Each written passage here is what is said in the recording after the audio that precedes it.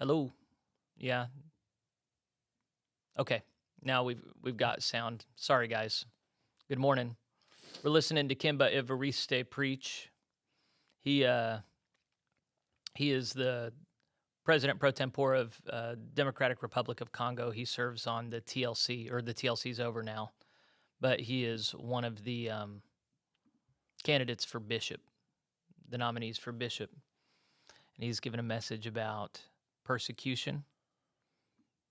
Gave I forget if it was from Matthew or Luke. Jesus says very similar things in both places, that if you follow him, you have to be willing to suffer and be persecuted, and that let's see, that you have to love Jesus more than everything else. And then he's been talking about the persecution that happens in the Democratic Republic of Congo. He's preaching in English, even though French is his first language, I'm pretty sure.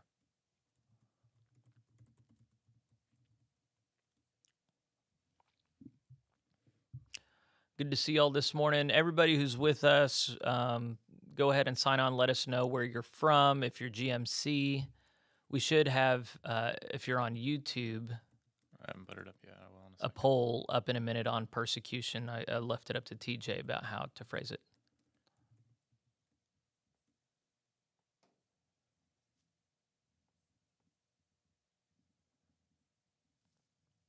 I wonder if they had a rule about how many times they've got to say the phrase so that the world will know whenever you're preaching. Yeah, I've noticed they've been, some of them been like incorporating it really. Oh, yeah, good. very like, well. I'm like, yeah. oh, that's kind of impressive. Mm-hmm. Branding.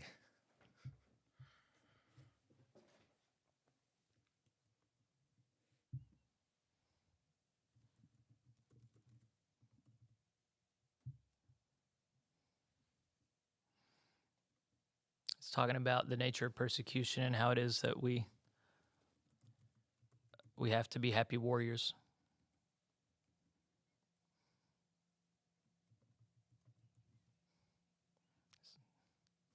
Talking about the armor of God. After he gets done preaching, we'll give kind of an abbreviated history of what's transpired up until now, what we're anticipating for today, developments overnight.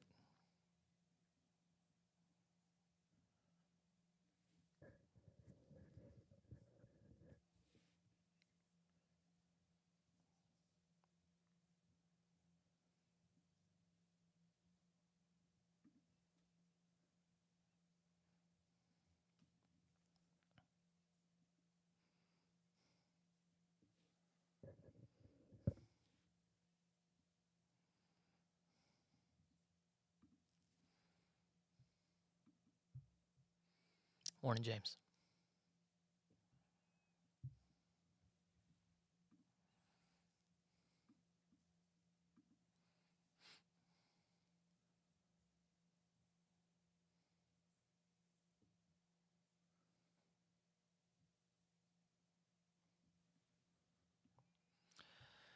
Jonathan, his name is Kimba Evariste. He's from the Democratic Republic of Congo. He serves on the Transitional Leadership Council. He's an Episcopal candidate.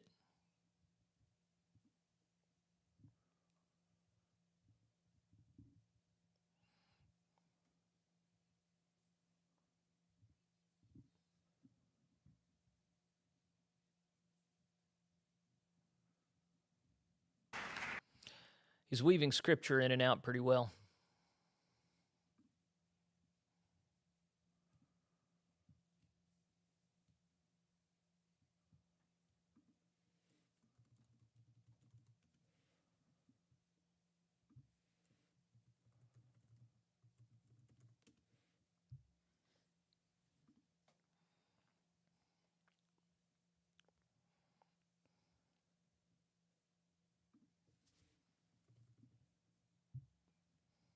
Hey, Eileen.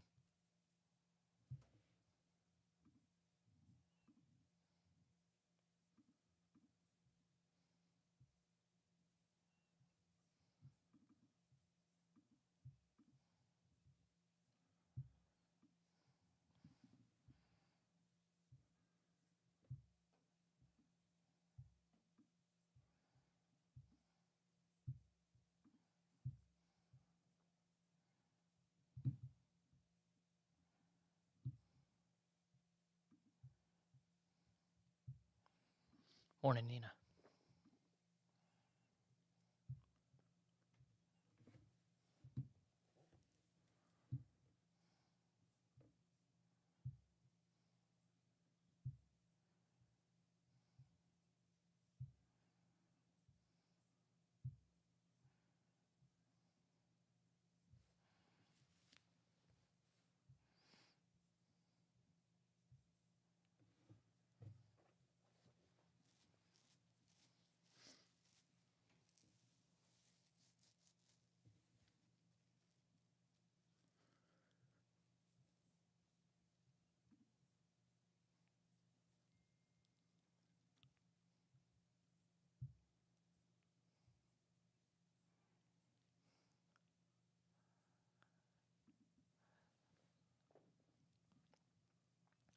So he's been talking about in Africa, they've been getting beat up for their faith, but here in America, our sacrifice was financial. We paid millions of dollars to get loose.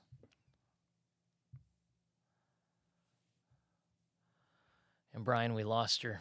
She had somebody better to return to, didn't she? Lisa Buffum was with us yesterday. She was a fantastic guest in the studio, very helpful for navigating the day.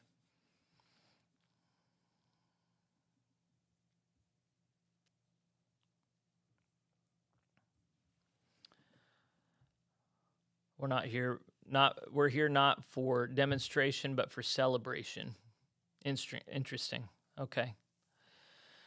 Evariste Kimba Evariste was his name. He just finished his address, and we need to begin our live stream now. This is a watch party. We can't show the original content because they are exercising copyright law against us. They were very clear about that.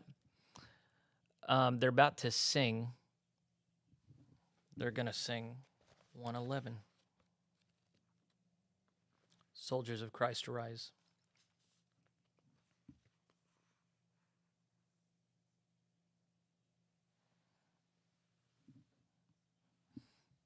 I'm not going to sing with them because I doubt I've synced up. We're synced up with all of you. So, I'll wait to pray. So you guys can pay attention to the hymn. They're singing out of this hymnal that they published for the event. Lisa brought it to me yesterday.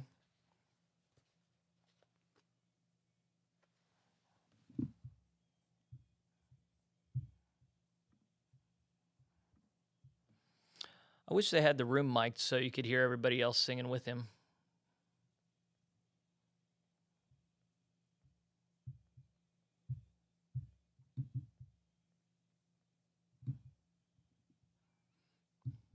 It's hard for me not to sing. Yeah, Jonathan, the hard thing is, Africans and Americans and the rest of us all have to be in the same boat, and we can either do we've got it rougher than you thing, or we can validate each other as we're able. So I thought that was really genuinely a gracious thing for him to do.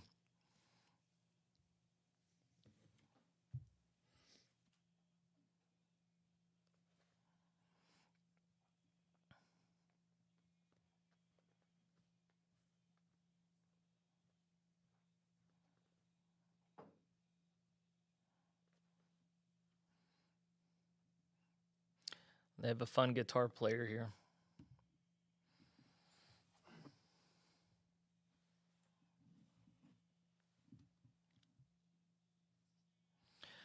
We have 24 people with us on YouTube and Facebook. We also have, we're on Rumble and on Locals. So very glad to have Locals people in particular who are supporting this ministry. If you haven't gone over to Locals, here's that address, plainspoken.locals.com.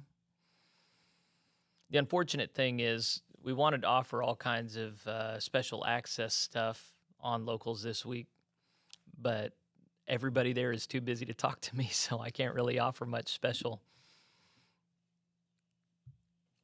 Yeah, I agree, Charles. It'll be good for a privileged Western mindset.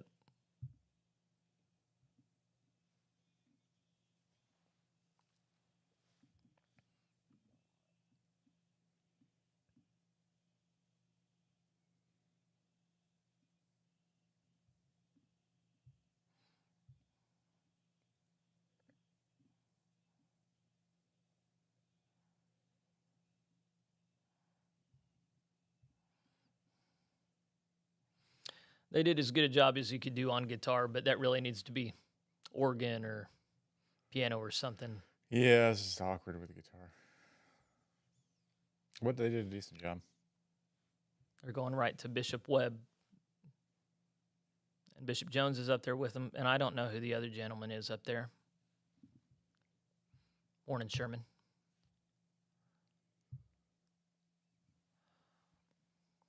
Did you get the poll up? Yes. All right. You got 12 votes. Nobody said no. Should Christian Tess just says, oh, yeah, he was clear that song was on the fly. It still sounded great. They don't have their organist there.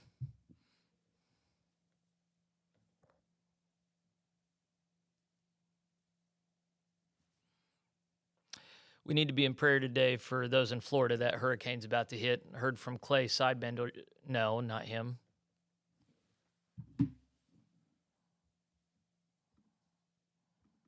Clayton Lassiter this morning. They're getting ready for the hurricane to hit. Did it get to Category 3? I don't know. I'm going to look it up real quick.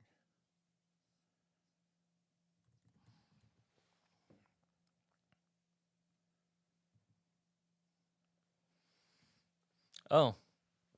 John Moore is the guy to the... Okay, John Moore is a parliamentarian sitting up front. We got John Holland, an Okie sitting in the back. They're waiting for Tom Lambrecht to come up, they said.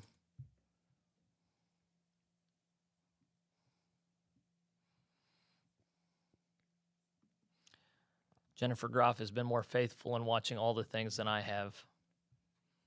I made it halfway through Carolyn Moore's sermon this morning that she gave the other day. Morning, Ben. Oh, there's John Hall. What's his last name? Oh, Holland? Not Holland. Who are you talking about? Oh, this guy. Yeah. I thought you were talking about the John. I don't remember what his last name is. Yeah, John something. I thought it was Hall. I could be wrong.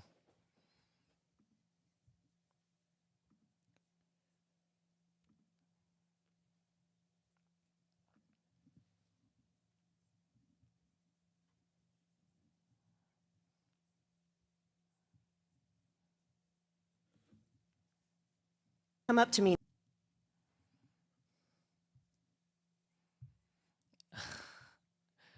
Uh-huh.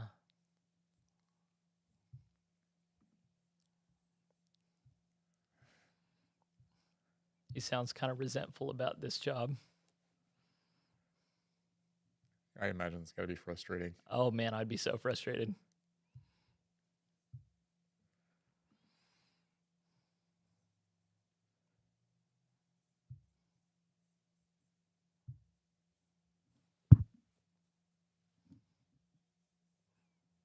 But that was just the first half.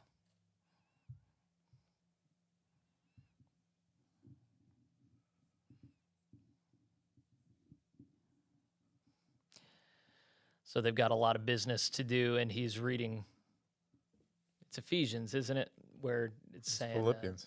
Philippians, the peace that surpasses all understanding. Don't be anxious about anything, but with prayer and supplication, lift up your prayers to God. Don't be anxious. We're going to get it all done.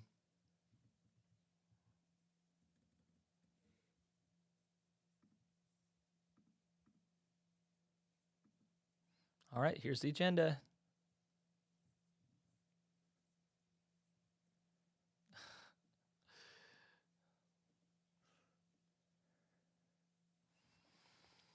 I saw that Jay Therrell got recommended or nominated for bishop unanimously from the Florida delegation.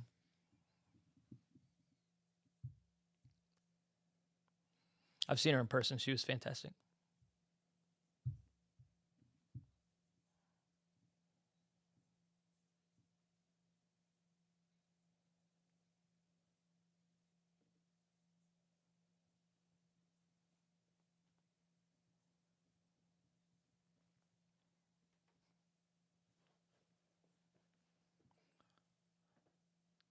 They're going to celebrate Keith later today.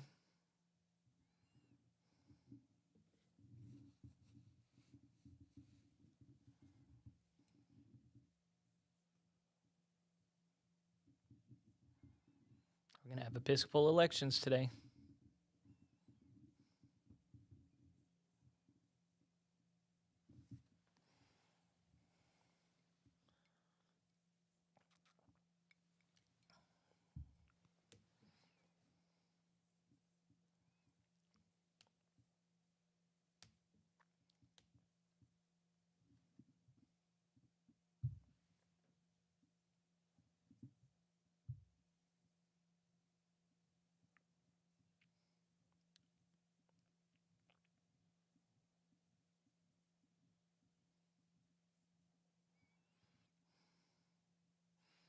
They're going to go so no. late.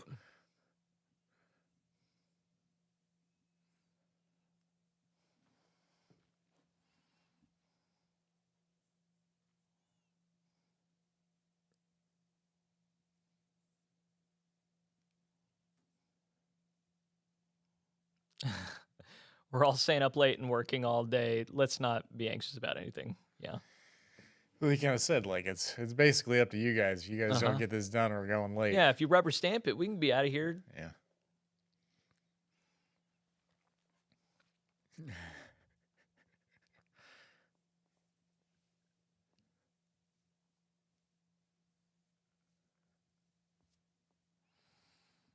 So now they're just making a motion to adopt the agenda.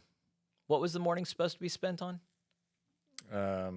It was. Was it additional elections? No, these legislative committees. Oh, okay. Yeah. Well, that's good. Yeah, That's what no, I wanted additional. it to The be. elections are going to be after lunch. Well, they're election of bishops, but we still need to elect half of the. Oh, well, that's after the bishops, That's after the bishops? Yeah. Okay. Okay. and then after that's any of the other legislative committees. Okay.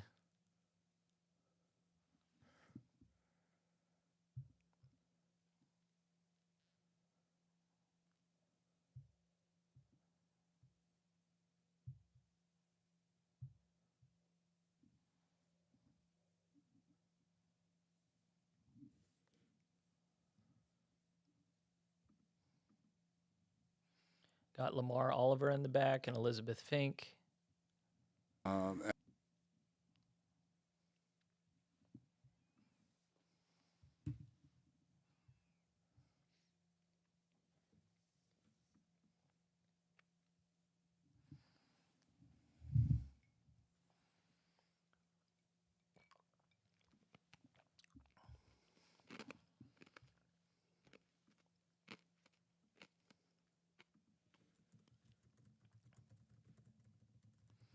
He's trying to stall until Tom Lambrecht gets up there.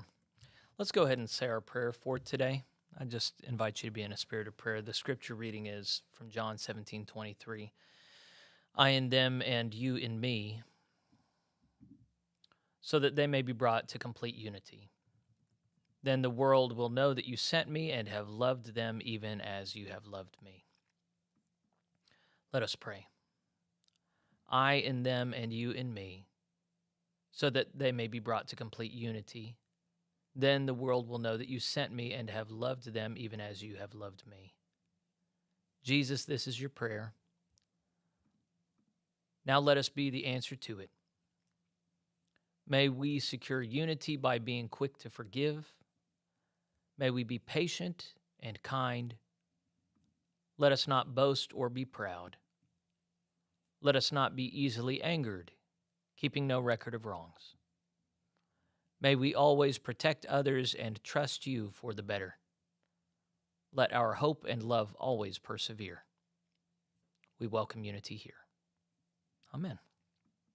Not at all. Okay. That was a good prayer, a prayer for unity, a prayer that we would do what it takes in order to be unified. Of course, unity without proper doctrine is the unity of hell, but provided that proper doctrine is protected, we're in good shape. Somebody else is talking now. Do you know who that is? Jimmy Townsend. He is the head of the Judicial Committee. Oh, okay. We're getting the Judicial Legislative Committee report. Yeah. Okay. Do we have a Web daily decided journal to- to look at? That's what I'm getting ready to look up. Webb decided to go ahead and continue on. Okay. They're not going to wait on Tom. I hope Tom's okay. Maybe he's trying to get these things printed off.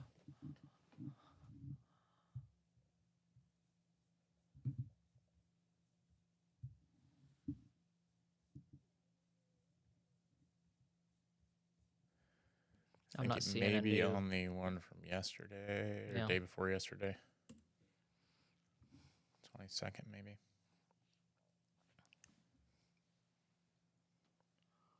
Or 23rd.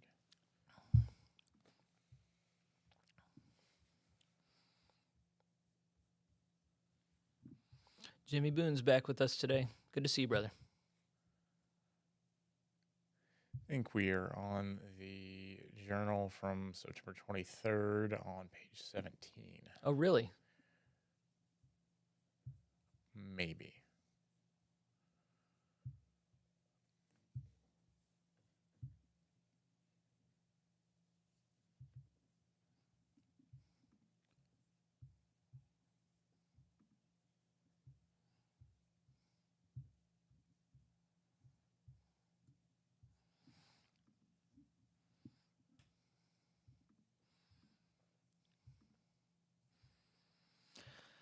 He's saying there's been a big buildup, but he's saying that they did a great job conferencing in his committee.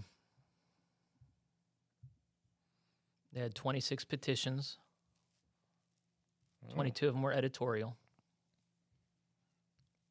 All of them were approved.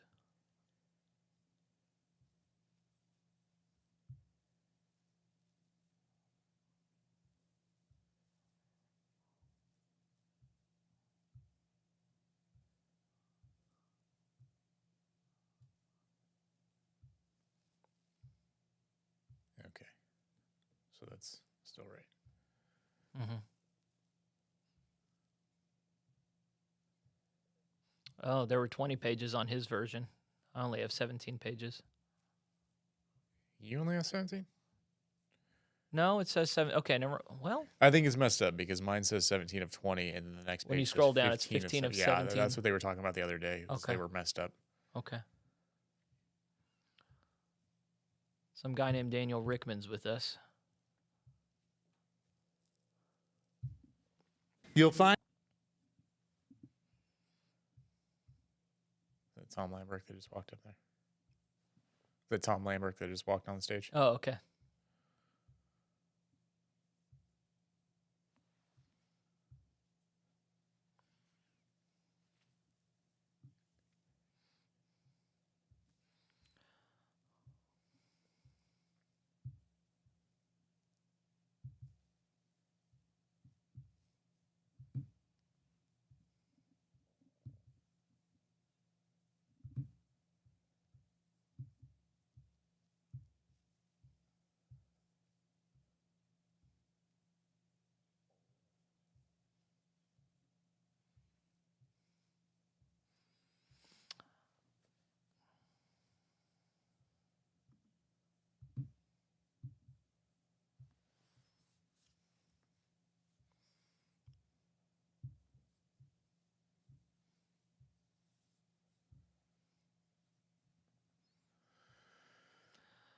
So this is the one that they pulled that off. was, I think I have it right here. Petition 80. Complaints against bishops. Global Episcopacy Committee. Okay, yeah. So the only thing that's changing is the name of the name. committee. Yeah. petition 80.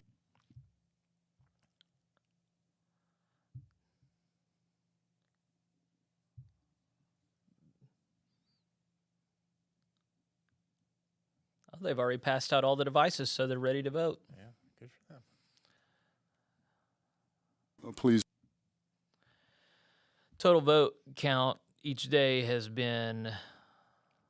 I think with the online people, it's close to 330, 320, something like that. Okay, yeah.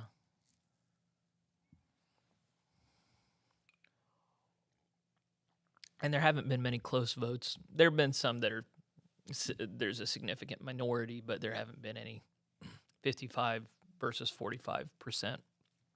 Yeah, no, it's The body has been generally pretty trusting of the leadership.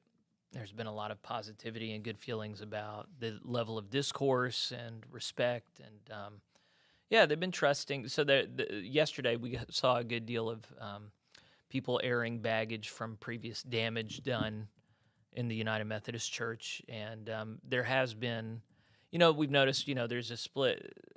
there are divisions in the body. There are people who see things differently. There's American and non-American. There's a generational difference that's been noticed and remarked upon. There's a difference between American areas that got out real easy and the culture was with them, say in the South versus the Northeast, where they were really punished for their beliefs. So it's been interesting to watch all these people come together and have their different wounds that they're carrying from where they came, but also just rejoicing in the kind of fellowship and worship that they're able to do. Lisa's with us this morning. She was here in person yesterday. If you didn't get to be a part of that, then you really missed out. She says, I like this name change. General Board carries a mistrust connotation. Well, for those who listen to some of the people that I do, though, once you put global in anything, it sounds like a globalist conspiracy. And so that's not a great word to put in either, but whatever. Jennifer says, I think 296 is the max on the floor that I've seen. Really?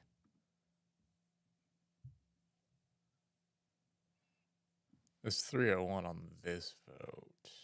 Yeah, it was 301 on this vote. So they supported the petition for the name change just now, didn't they? Yeah. Yeah. Now they're going to pass the consent agenda. They don't have all of them for this legislative committee are on this. Wait, which one are we on? This Judicial. is the consent agenda, JUD-1A. It's on page 17.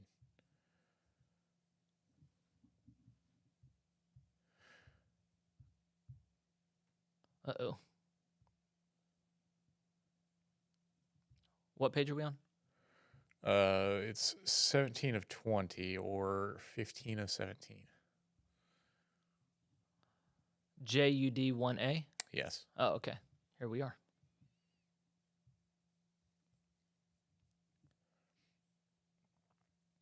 There we are. So he said most of these are editorial stuff except for the last few, which I think were just changes in, I mean, I don't know why these aren't editorial. These seem like they're editorial. Oh, no, okay. They all of them, I guess they do have a petitions rejected. Oh, nobody wanted to consent speak to calendar. these. They're just going to go straight to vote. Yeah.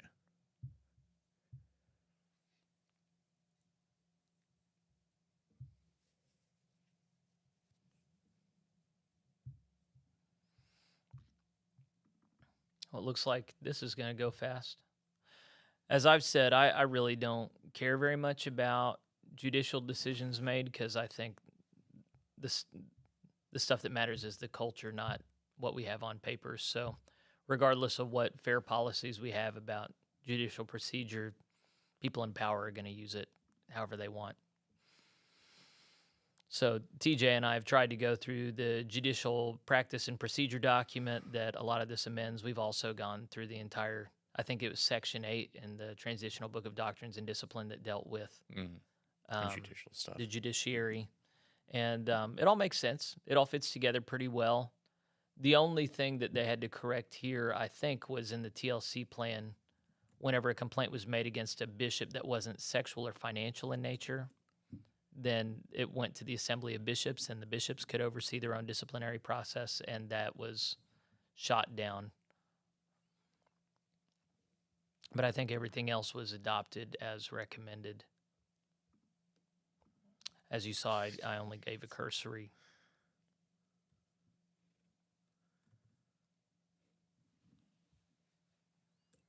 TJ's laughing at Webb's technical demons. Oh, doing exorcism. Okay, this is great. I've got a thing about preachers joking. About preachers joking or joking about demons? Well, just joking. Oh, okay. No, But and then joking especially pastors. well when they use like scriptures or like holy things, they're like joking about holy things. Stick in the mud. I am. There was I know. I get where you're coming from. when the denomination Methodism was liberalizing in America in the late 1800s, they had sticks in the mud like me that wanted to keep doing it the old way because the old way was a good way, and they called them croakers because that's what frogs do when they're just sitting there at night, just airing their spleen. They would croak, and so it was a pejorative for these old school guys. And I've just thought I need to name something croaker just to like claim that label for myself. We haven't figured out where Tom Lambrecht was. Yeah, there's no telling. Okay. I was going to say you should have named the podcast Croker's Podcast. Croker's Podcast, maybe. That was a joke. I thought about trying to do croaker, but it doesn't really sound. Nobody would get it. Yeah. Yeah, I've known a lot of people who know Methodist history who don't get that reference, so it's just a snapshot in history, I guess.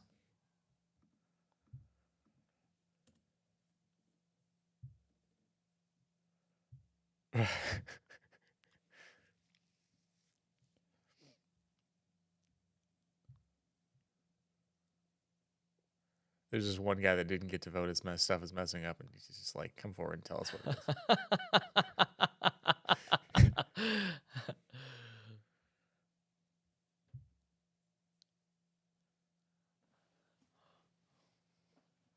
Oh, is he really coming up and doing it? I don't think he did. I saw some guy coming up, but that wasn't. He didn't. I don't think he said anything. Yeah. Ballots closed, and they rejected it. I'm just messing with you. Okay, I was about to say, oh, we're going to be here forever. No, they accepted it. 0 opposed. Yeah. Yeah, with that opening thing of just like, we're going to be working till midnight tonight unless you guys just go along with everything.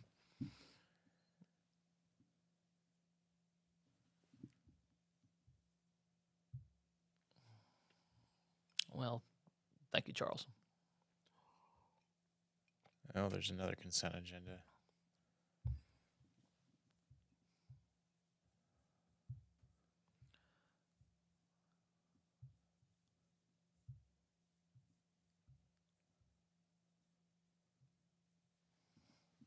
Okay, so that is the journal from September 24th, yesterday. And I think that's page 18? No.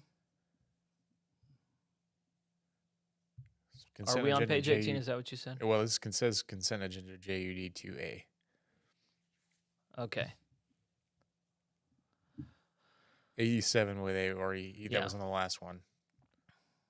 Oh, this is dealing with complaints.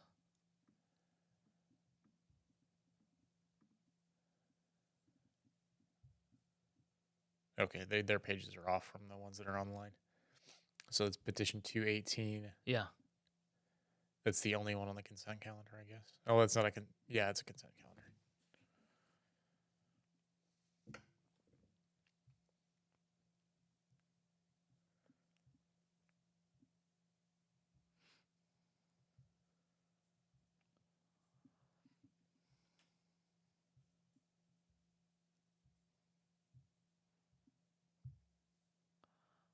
All right, so they're about to take a vote on whether or not to approve this legislation.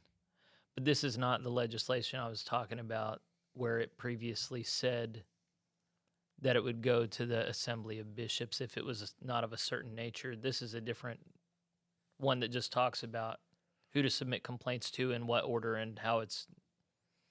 Yeah, so it changes it. The one that I see, the first part, it changes the language from the Transitional Leadership Council to the Global Episcopacy Committee, and then it has, if the complaint is against a pastor, the complaint shall be submitted to, and it did have bishop or the president pro tempore in the absence of the unassigned bishop.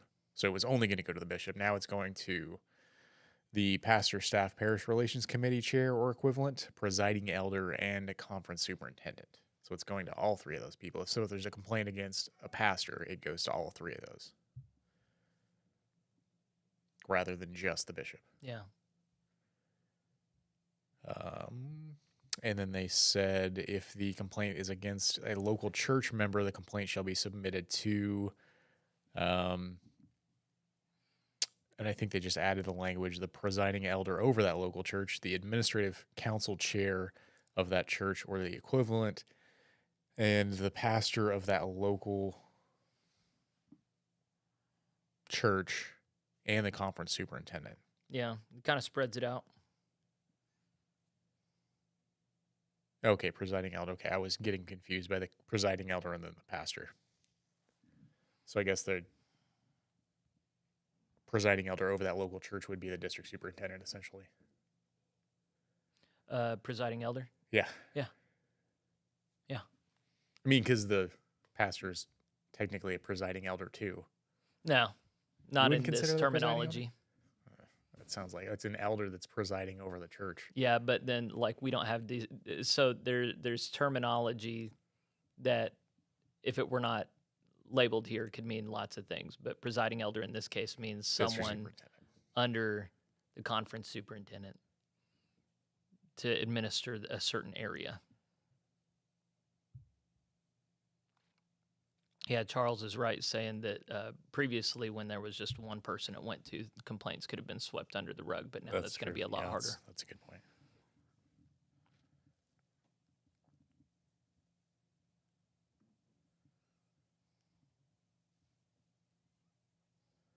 Oh, there must be, because we had 301 and there's 291 votes on this one. No, there's 292, so they're still having trouble. They're still having issues. Well, there are plenty of things that not everybody votes on, or we learned on day one or day two that if you push one thing wrong, the whole thing gets thrown out. But that really probably shouldn't be happening much on the up or down votes. That should Yeah, be no, if happening there's on one how many option, delegates. a lot of that was you've got to choose like 4, you've got to choose 5, Yeah, and yeah. you accidentally choose one less or one more. You know what? But if someone would screw up on just a yes or no thing, it would be me. Do you think so? Yeah, I don't know. I'm a moron.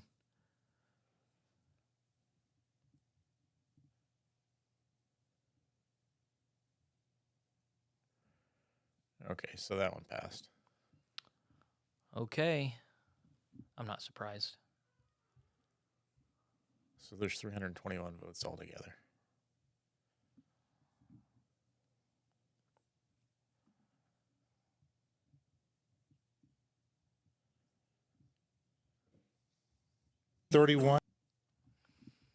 Page 18 of 31. Which is 19 on the one that's online. Oh, yes.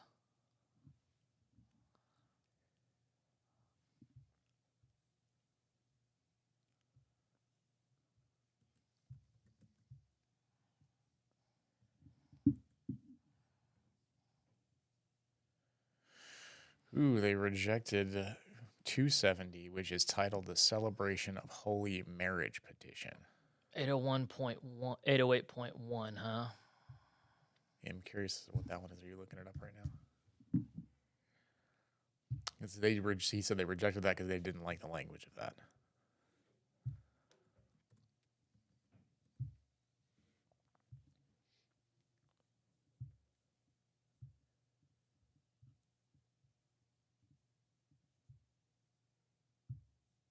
Petition 270.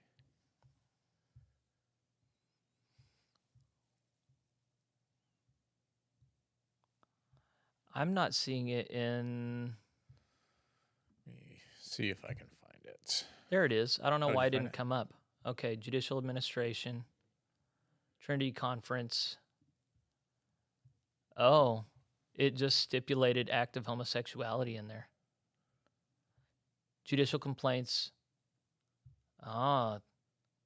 They didn't like the act of homosexuality being made explicit in there.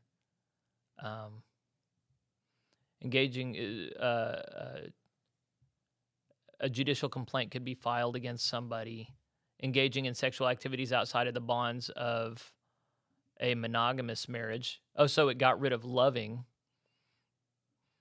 between one man and one woman, including but not limited to sexual abuse or misconduct, use or possession of pornography, act of homosexuality or infidelity.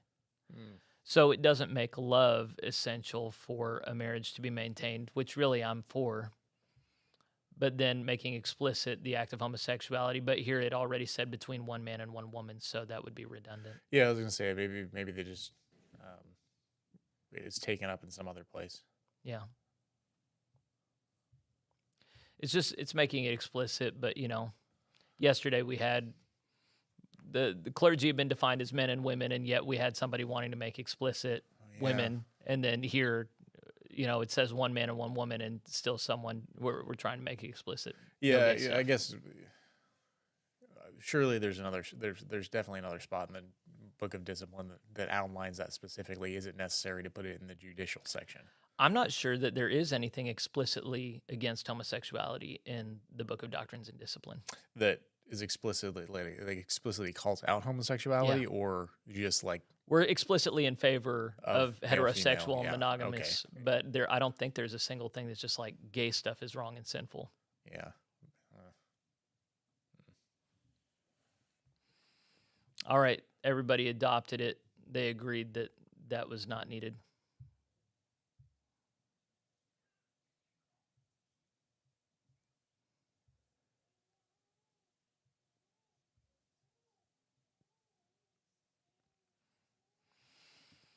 If y'all are on YouTube, make sure to fill out the poll. We're going to talk about results there in a second.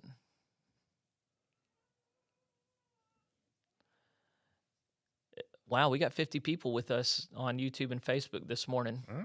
So I guess a lot of people are excited about these Episcopal elections, huh? Yeah, that's going to happen this afternoon, guys. This is where all the exciting stuff's going to happen. Still, stick with us. It's a good thing to do. Thank you, Jimmy. How far ahead of me are you? I'm waiting on Tom Lambert right now. Waiting on Tom Lambert. Yeah, he's getting ready to talk. Okay, you're not that far ahead of me.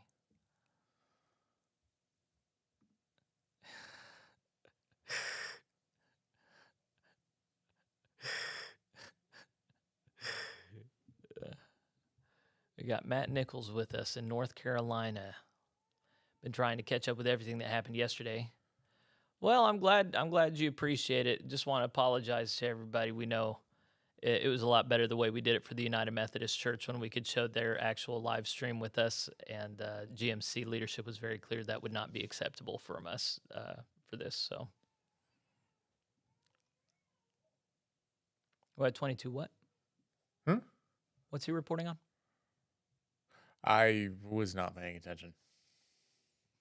Hold on, I'll go back. No, don't worry about it. We'll figure it out. Oh, he's getting the list of the nominations for the people from the Episcopal? Yeah, nominations. That must have Okay. been what he's doing.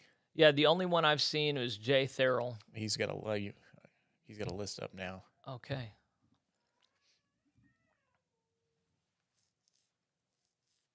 Okay, Right. Mike Powers, he was one of those originally listed that the TLC disqualified.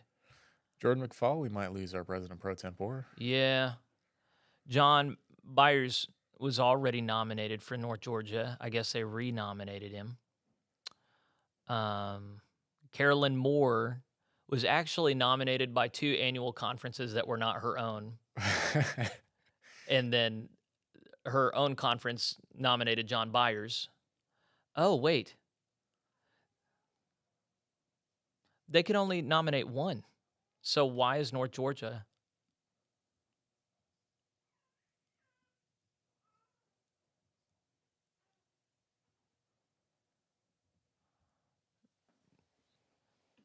Angela Pleasance didn't go?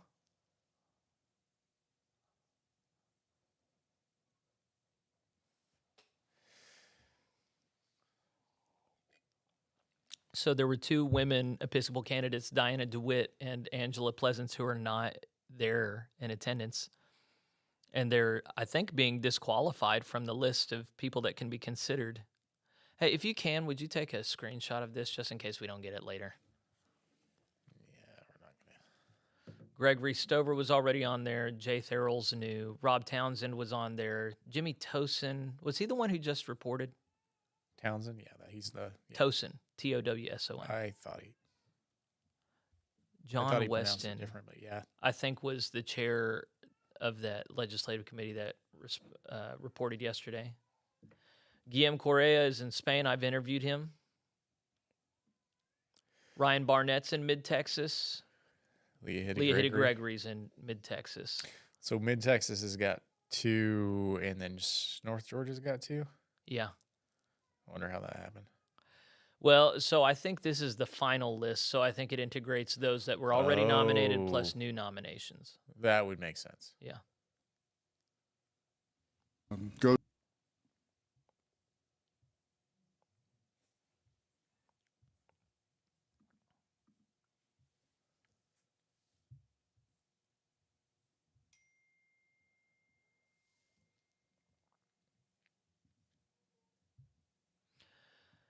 Jimmy asks how many will be elected. The answer is 6. Bishop Hayes is praying.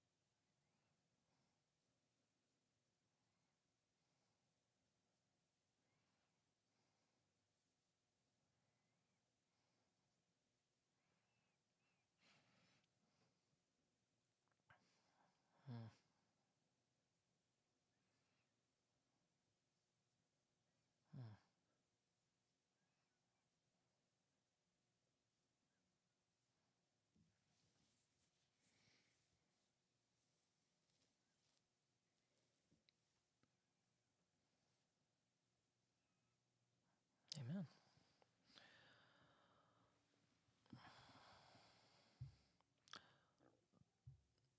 Jennifer Groff says North Georgia has 3, so we apparently missed one. Oh.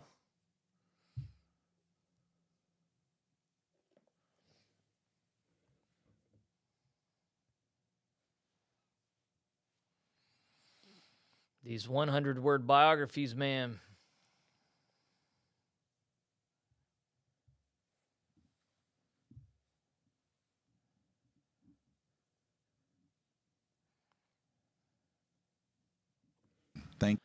I don't know if I've said it out loud yet or not, but Tom really is just a very capable, very calm presence that I appreciate. Oopsie.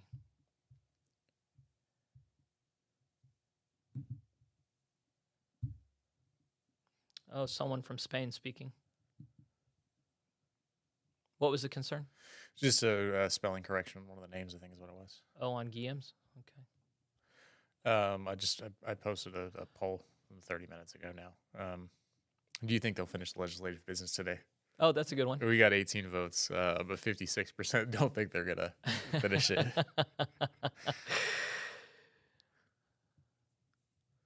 All right, who's reporting now? All right, we're on the 23rd.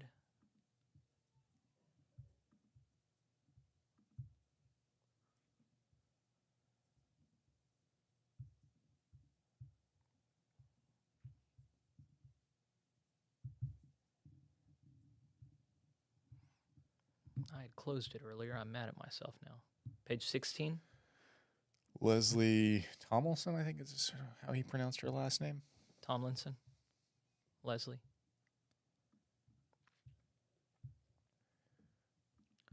Oh, yeah, we've seen her speak already. Oh, okay, this is the ministry and local church petitions, I believe. I remember covering this one. It was persnickety, but it was right. What page are you on? Page 16 of 17, it says. Under MIN 2A.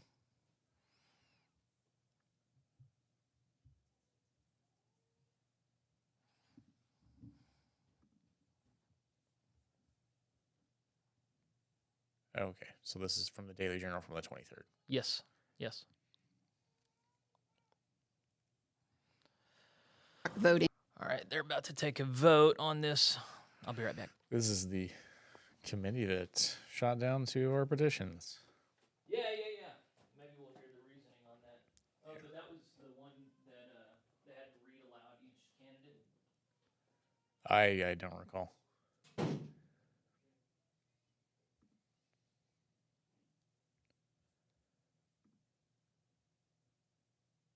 So I believe they're asking if anybody wants to pull anything off of that consent agenda or... Okay, yeah. So there's 3 petitions on that they're supporting. And again, we are on the Daily Journal from the 23rd, page 16.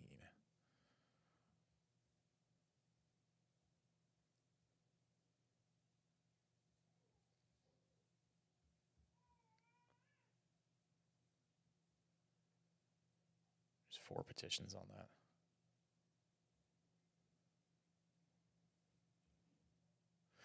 So I'm curious to hear if she's going to go over why they rejected our petitions. Our petitions on this one specifically are 239 and 240. If I remember correctly, they just upheld, it was a higher standard for electing deacons and elders. There was a lot of stuff that had to be put on there or had to be released to the public. I'll go back and see if I can find those.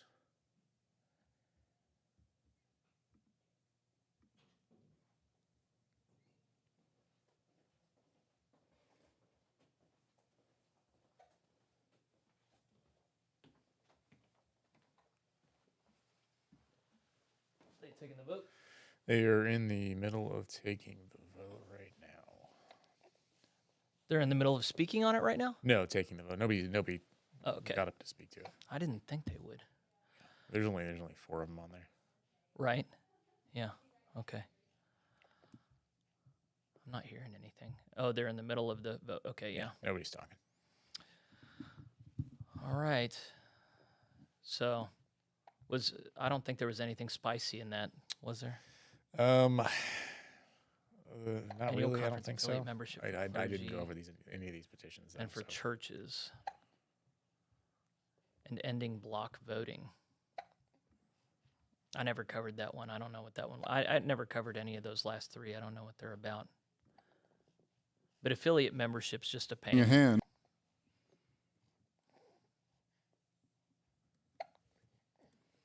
Okay, the ballot's closed.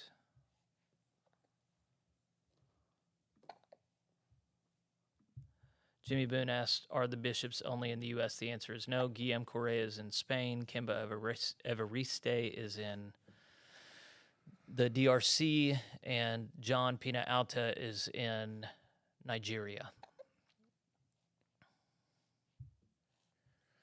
There were only 3 against in that vote.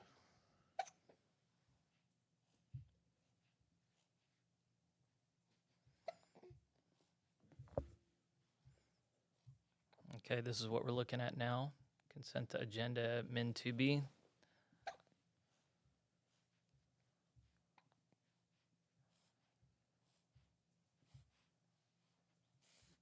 That was ours, wasn't it? 239 and 240, yeah. And she didn't give any reason why. Just that we rejected them.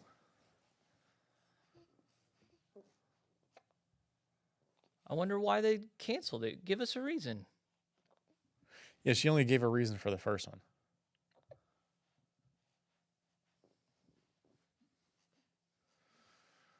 Yeah. She says we took some of these suggestions and worked them into other petitions. So maybe.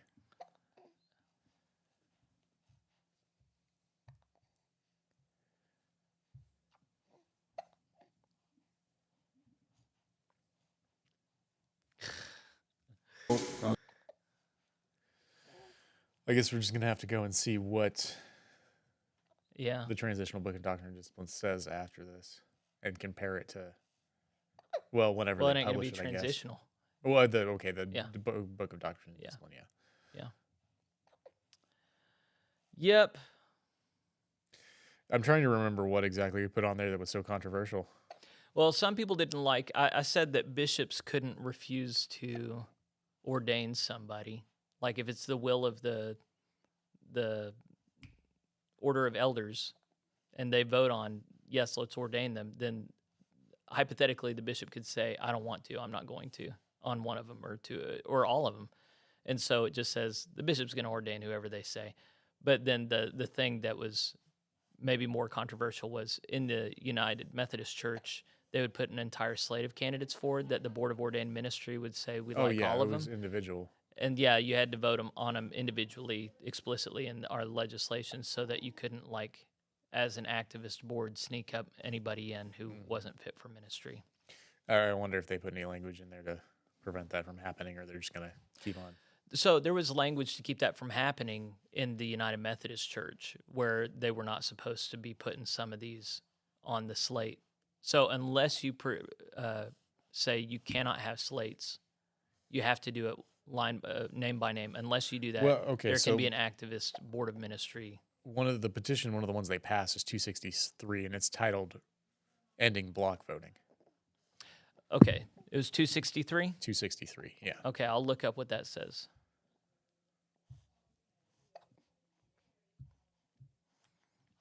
Okay, I've got it right here. Be interviewed and recommended individually by a 2/3 vote of the annual conference board of ministry or equivalent for ordination as an elder. It's just elders. It's just elders.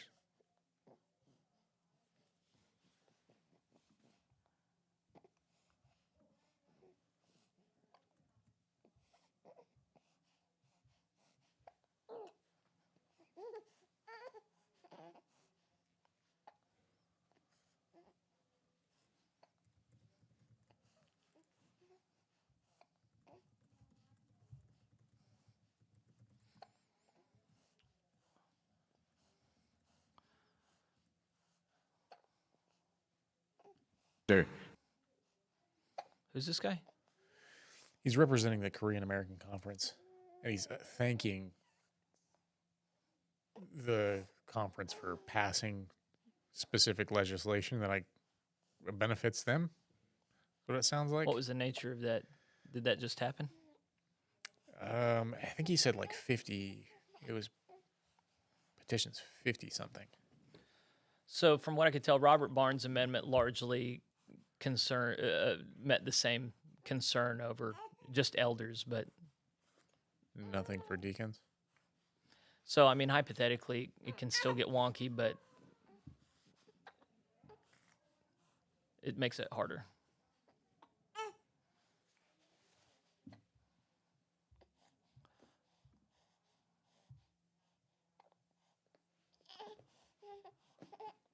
Petition 73 at the bottom. So they got 31 people supported and 20 didn't, so it didn't go on the consent calendar. Okay. I'll see if I can't look that up. Member involvement and accountability and the inactive role. I would have covered it in my morning live stream.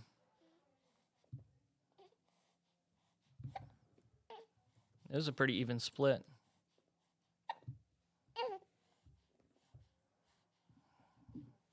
All right, here's 73. It looks like the only thing they changed was 0.5 here. Whether or not it says, sorry guys. Upon the approval of a charge conference, congregations may require the individual's membership be intentionally renewed on a yearly basis. I like this option. In such churches, congregants who do not choose to renew their commitment may be placed on an inactive role of the church for up to 2 years, after which the charge conference may, with the recommendation of the pastor, remove their names from the membership roll by a 2/3 vote. So this is you can they keep them may up there. do this, but they don't have to do this.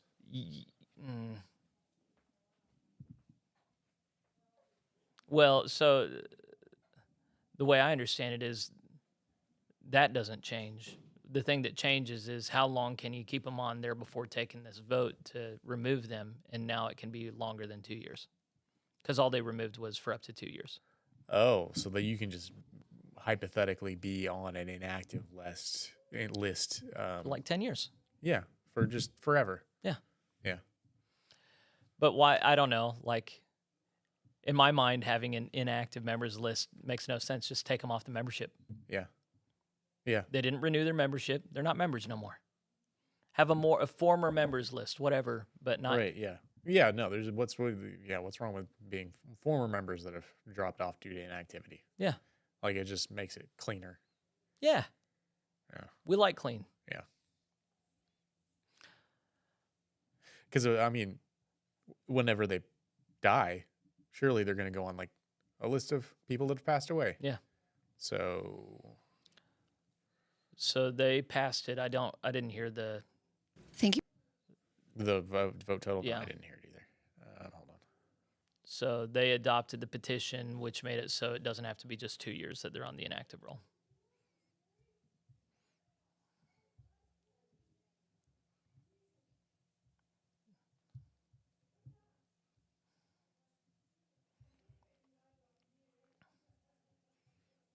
$283 in support. Okay. So that passed pretty. We're on consent agenda MIN 3A.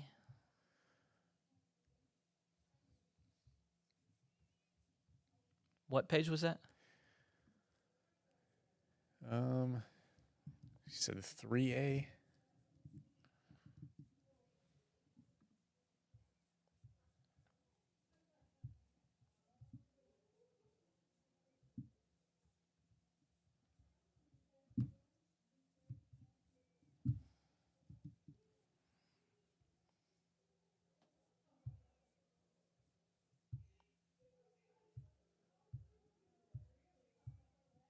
Oh, I'm on the wrong form, I guess. Yeah, it must be another one.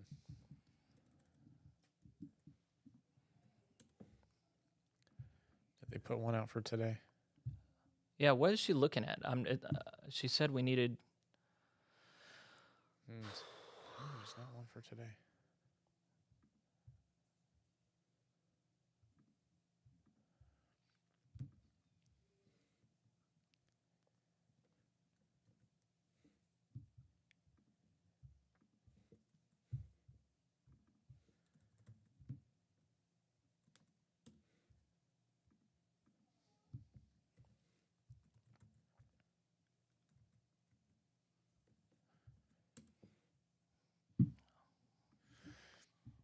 It must be on a Yeah, daily journal. I think we she don't said have. 3A, but she meant 2A.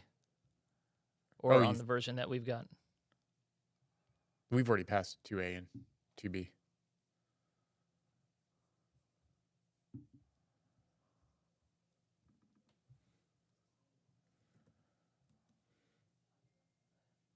I'm there.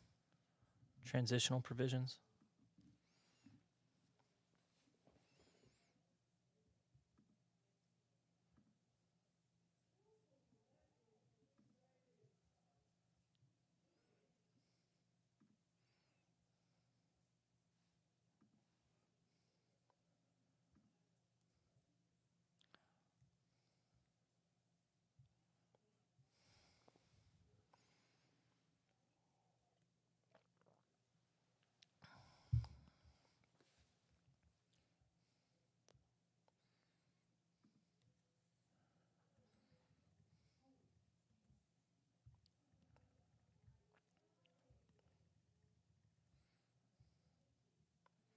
Paragraph 2B.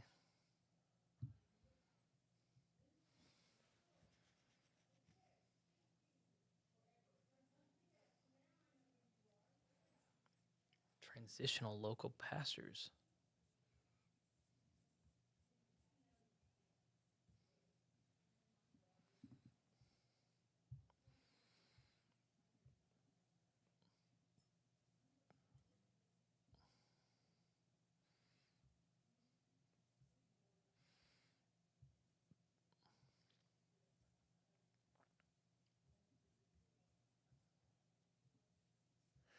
Okay, so we're on the Daily Journal from the 24th.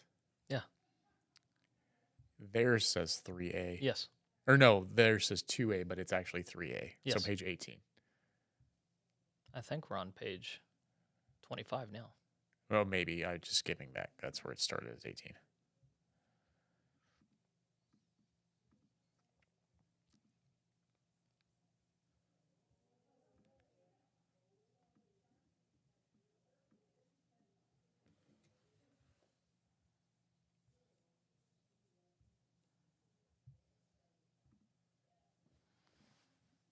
I don't know exactly where we are right now.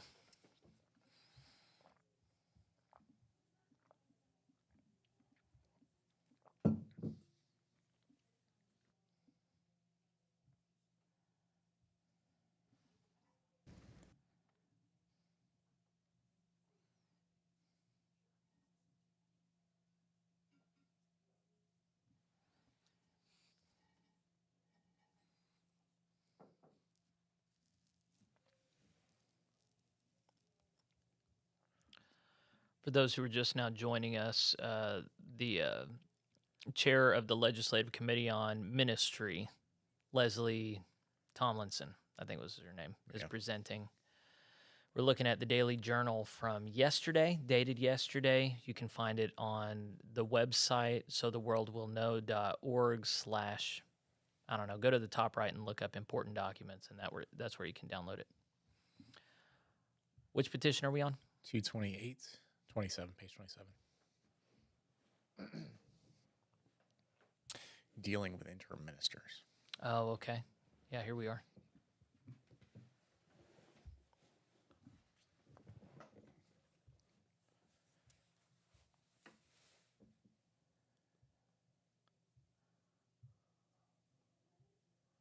She going over ones that have already... No, they haven't voted on these yet. Okay.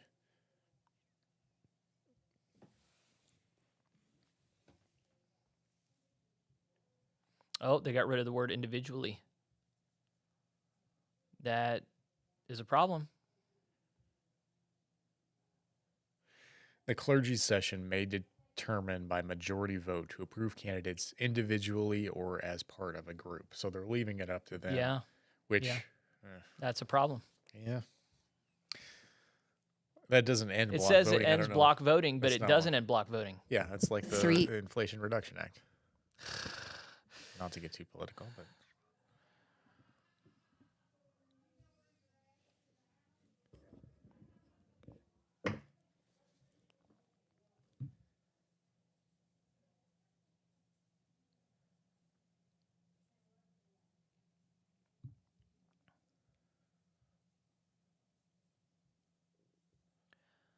Man, that's so insulting that they're like, we combined these, and then they completely undo the whole purpose of them. Yeah.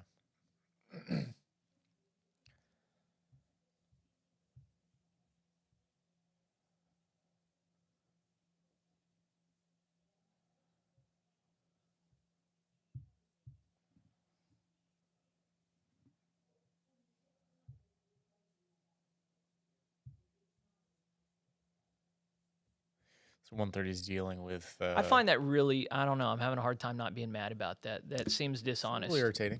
Yeah. So 130 deals with educational requirements for clergy. Oh, okay, sure. That's so You're they're going to pulling want to that duke one that off. out.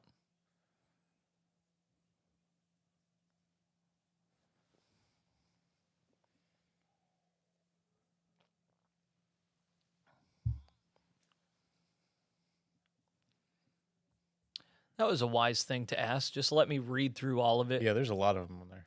Yeah. Oh, come on.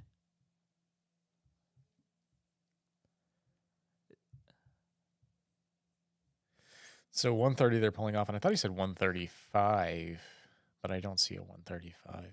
Is 130 on the 24th? On the Yeah, one for the yesterday? journal, yeah. Yeah, 130, that's the educational requirements. They're pulling that off of the consent calendar.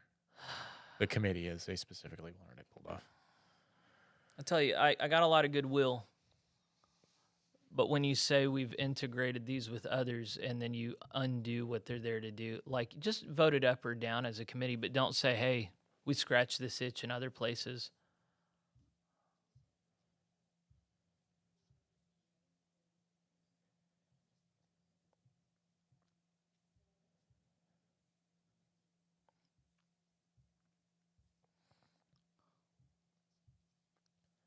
So they're about to take the vote now. On 30.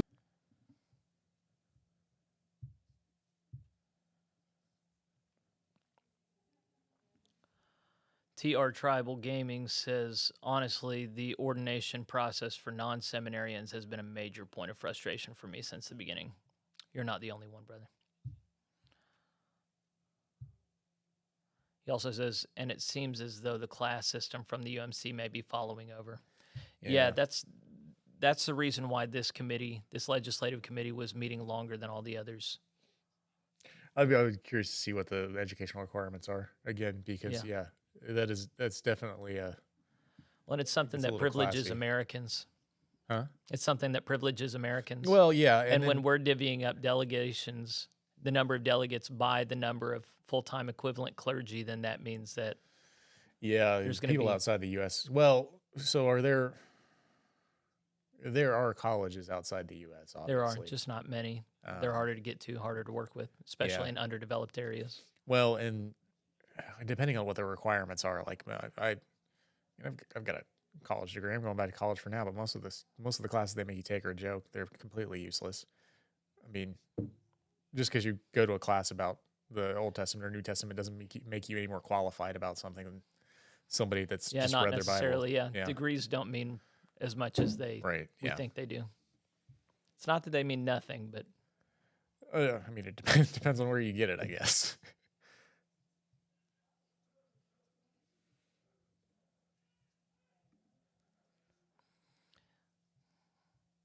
Jennifer, surely something's coming. Surely. I'll be so appalled if they just vote that in without saying anything.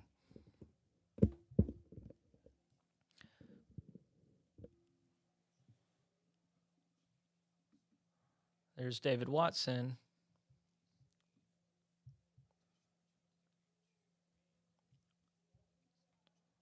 $232, pull from the consent agenda.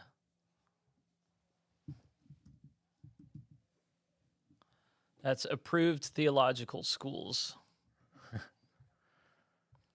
He works for United, obviously. Is United one of those schools, or?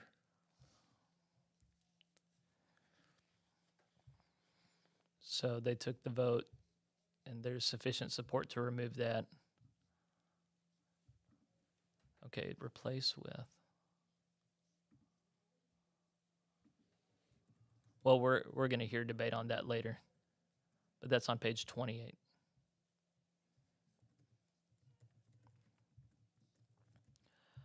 They're not going to have anybody get up and talk about the block voting thing. Block voting thing was not taken off. They're not going to talk about it. This so frustrating.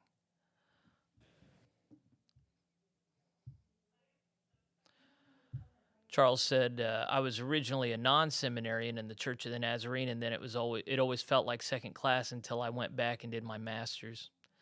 I've talked about this more than once, but in early American Methodism, Methodist preachers were known for being not seminary trained, and they would show up in colonial towns and face off against the seminary-trained Anglican priests and put them to shame. They'd have like debates in the public square and stuff.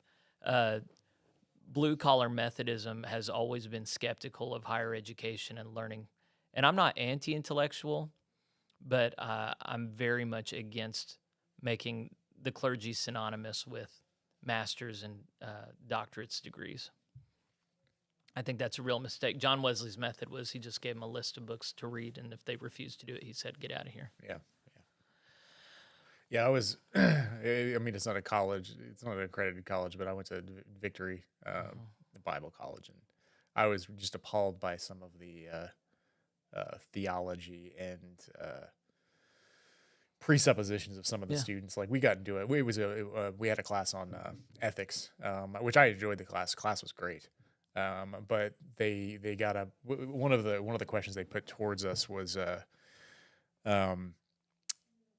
you go to another country and evangelize a group of people that are polygamists. What do you do? Like how do you is polygamy wrong? Should they be forced to change, get rid of their wives, essentially? right. And there were so many that got up and said, no, their culture's right. They get to keep their wives. And I'm like, well, are you kidding me? We're in the Bible Belt here, and this is what you're arguing? Like, no, not at all. Like the Christianity comes in and it upturns your culture. Yep. Like you don't force it to fit into yours. Like, no, absolutely not. It was just crazy. So no, college. Ugh. And then, so I went to one of the big 13 United Methodist seminaries, Boston University School of Theology, and they were ridiculous as well.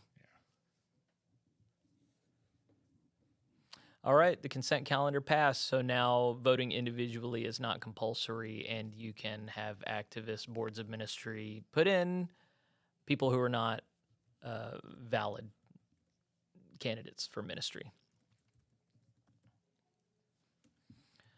Here, we'll come back to TR Tribal Gaming's. Where are we? I think we're going to 3B. What page is that on? That's a great question.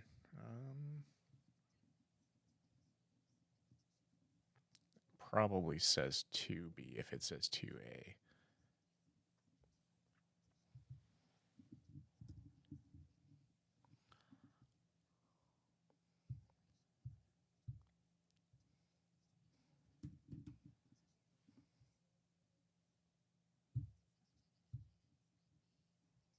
It's page 29. Oh, yeah, got there. Which one? Page 29 on the journal from the 24th. MIN 2B, but it's actually 3B. Yeah.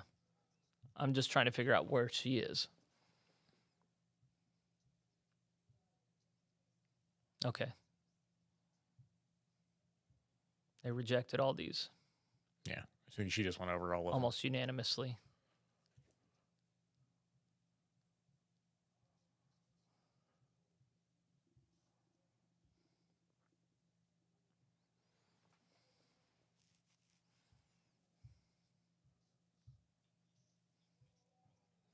Luke Mitchell from North Carolina.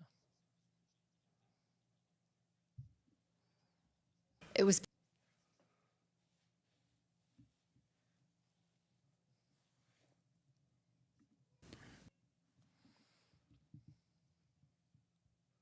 Put a new poll up. Should ordination require a college degree? I think TR Tribal liked that poll. You got 13 votes. 31% say yes, you should require a college degree, and 69% say no. All right, so they have consent calendar. It's 3B, but on this form it's 2B. They're throwing all these things out. Removing the role of the presiding elder in course selection. So now the presiding elder will still be included in that. That was a Trinity Conference piece of legislation, as I recall. Then there was a new one on missionaries. There's an editorial amendment to paragraph 407. There's one, completion of educational requirements prior to ordination. That one was thrown out. Petition to remove language restricting approved educational programs geographically.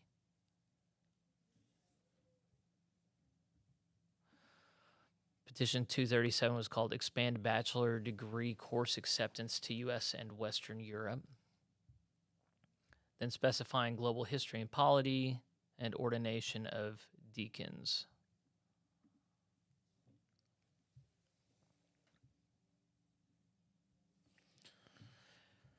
So pass that one. They passed it, you said? Yeah.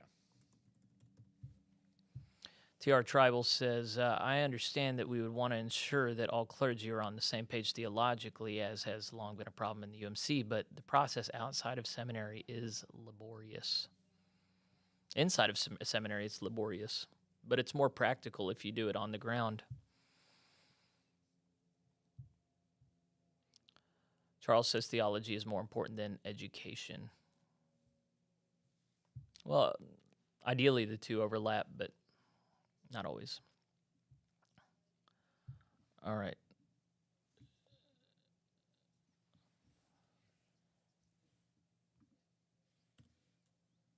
There were 3 petitions pulled out.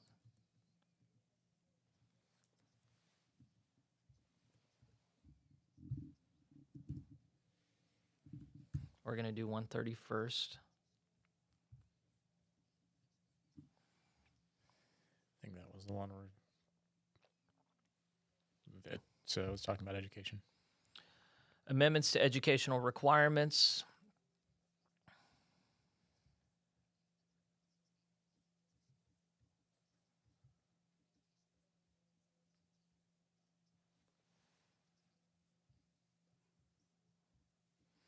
So this is a new paragraph 407 that I'm scrolling down right now. Page you on? I think it began on page 19, on the 24th, the daily journal for the 24th. Wow, this is like 4 pages long. Yeah, that's why it's throwing me off. There's a lot of stuff. Oh, it's on page 20. Okay, yeah, I found it.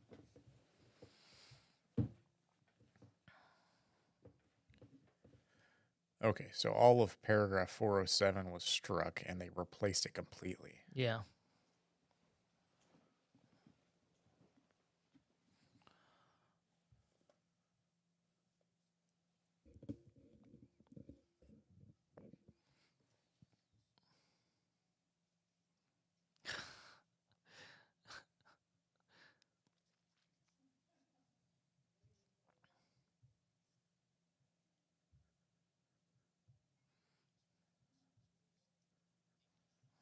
Carolina.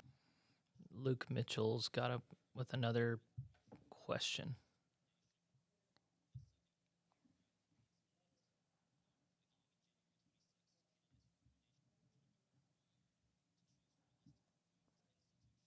Is there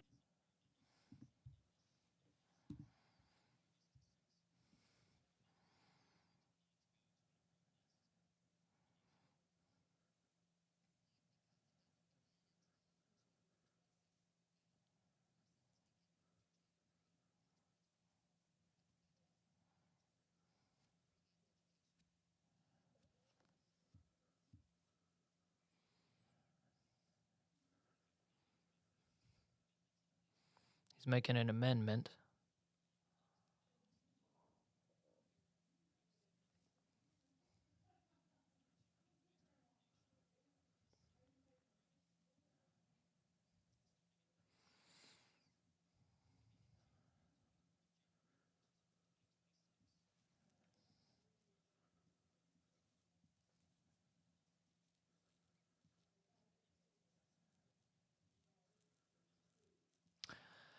His motion allows for Conference Board of Ministries to approve of educational institutions that the general church doesn't. Yeah.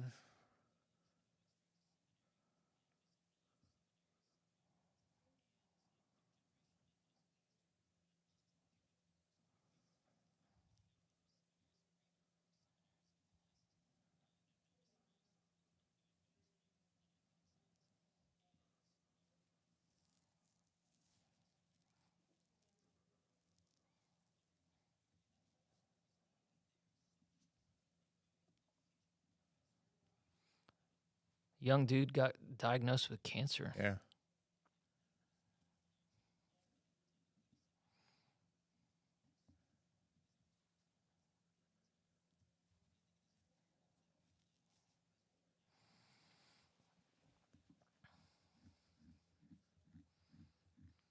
Our list of schools is not big. It's like maybe 10 or 11 schools, last I checked. Yeah, so if you wanted to be an ordained minister, you would have to go to one of those. And they have online options, Right. Yeah. but he's saying that's not good enough. Well, generally the online options are more expensive.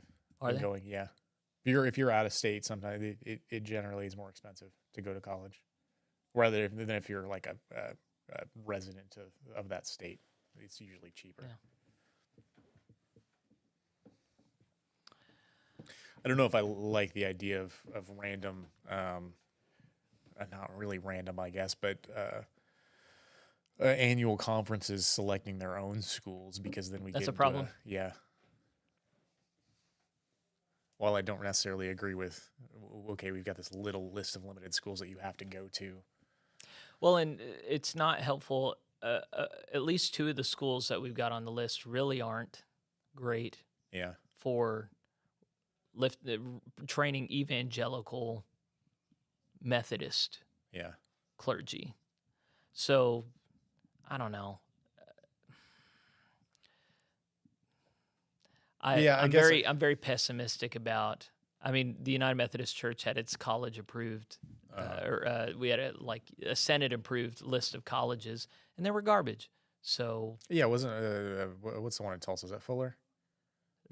Phillips. Phillips, yeah, garbage, hot garbage. Yeah.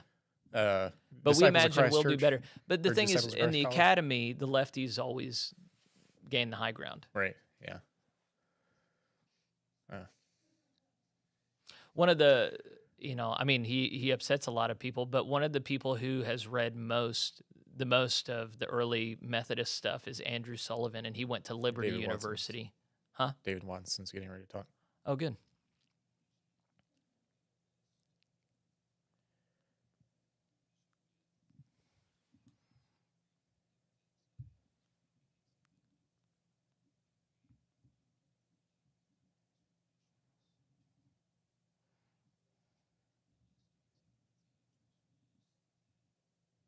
Yeah, he's got a point.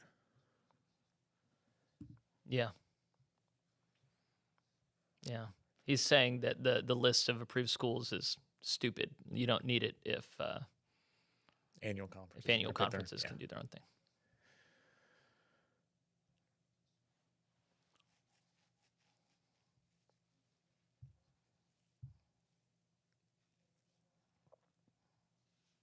Yeah, this is a tricky, because part of me is like, yeah, no, you need to go to college, and then the other part's like, no, these colleges are in general not great. If colleges are good, we'll want to go there. There will be clergy that want to go there, but if you're saying you can't be clergy unless you go there, then it becomes a Yeah. compulsory thing Yeah. that it's not good. Oof.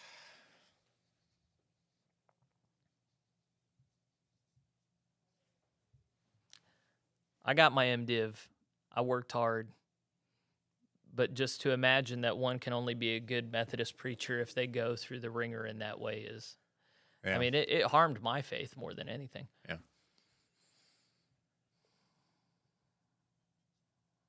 All right, we got a young lady speaking for it.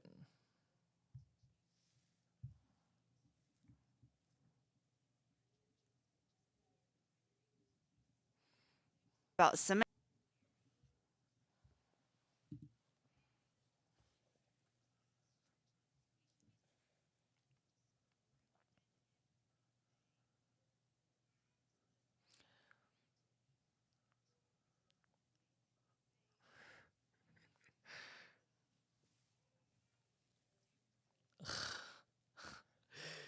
This gal talks on the same wavelength I do. Yeah.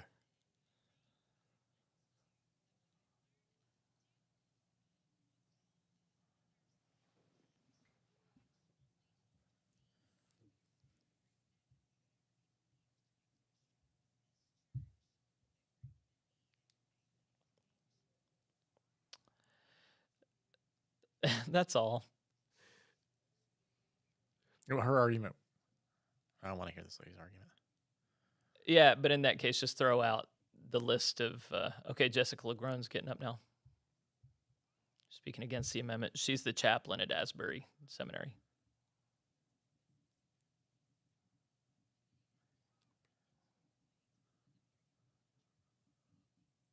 And I want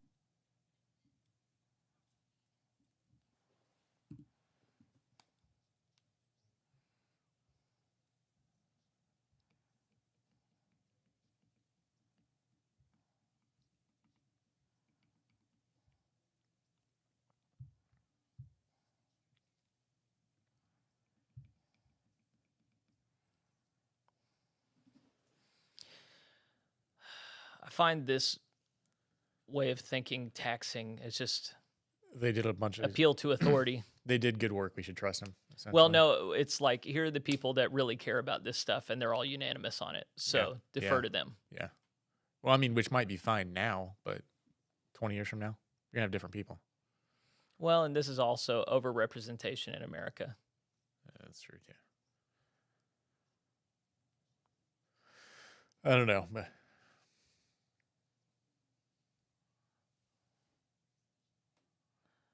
She said they're creating a committee on approval for the whole denomination that can review all of these hundreds of educational institutions and decide for the denomination. So don't make each annual conference do this. But I think that's kind of they wouldn't be having to go through all the world's institutions and decide who's in and who's out. They would just have to look at who their candidates are and see where they're going to seminary and say, okay, we can or cannot deal with well, that. an easier thing would be like strengthen the theological. Like, okay, what are your theological beliefs on this? Like, where are you at? What are your beliefs? Yeah. Here are the guardrails. Are you kind of out there a little bit? Okay, you're out. Yeah. Sorry. And then it doesn't matter what college you go to. Are you It's just, orthodox? worrying about what college a person goes to is kind of, it seems lazy to me.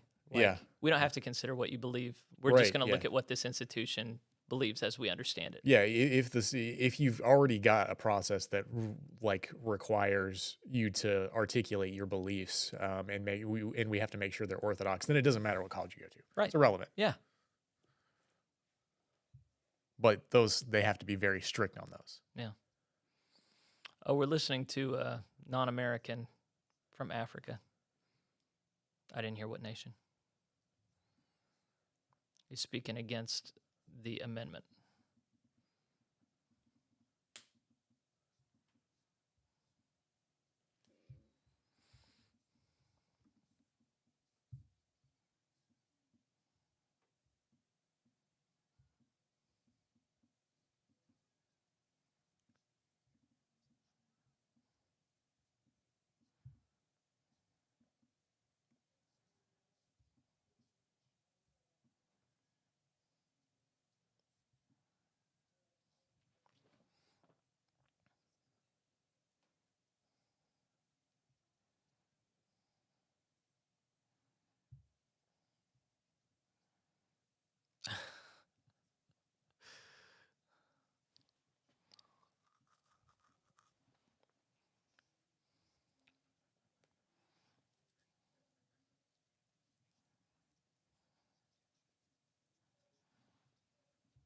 Petition 110, page 59.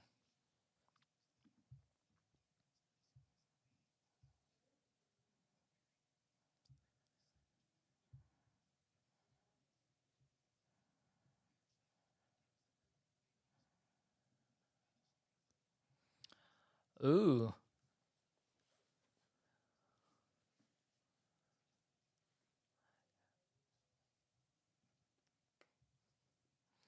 He says legislation has already been approved that gives boards of ministry the express right to decide what institutions are acceptable or not. We don't need this amendment. I wish you didn't shut him down. Yeah, I wanted to hear what the rest of Uh-huh. he had to say. We got another person. Ooh, missionary in Lithuania that is speaking to this.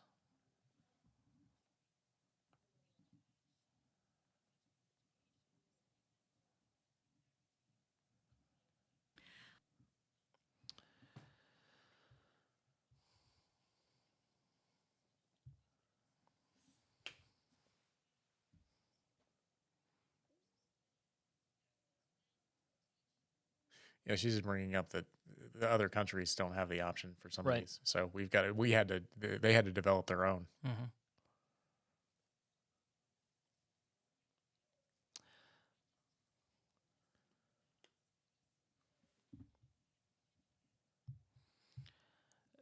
Jennifer, she refused to speak with me, just so you know.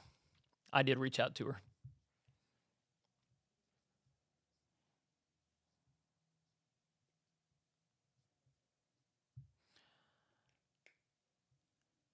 Jennifer is pointing out that a lot of people on that committee work for academic institutions. She talked about Andy Miller at WBS, David at United. Oh, now they're turning to our African brother.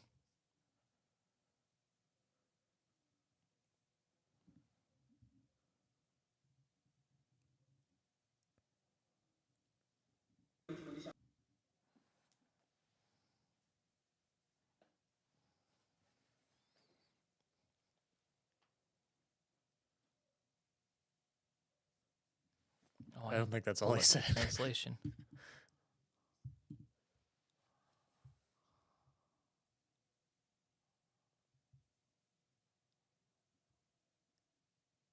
Well, Wordly doesn't have anything more than that either.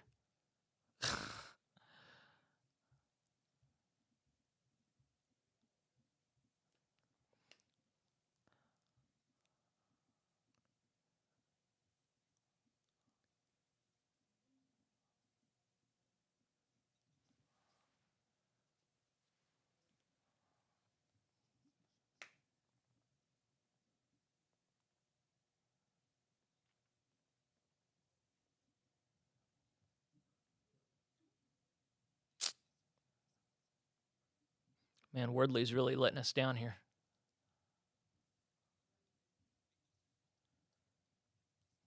So you don't trust AI.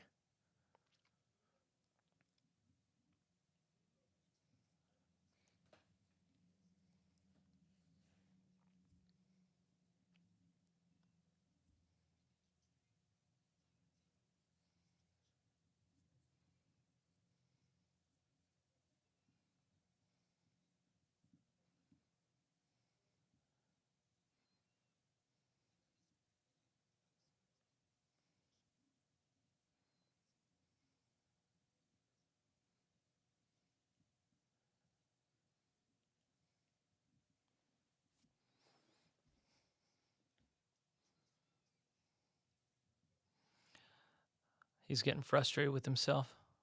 Yeah. He's just speaking against it. He's just saying we want. Yeah. He's saying we think it is important to have explicitly Methodist higher education institutions that everybody has to use.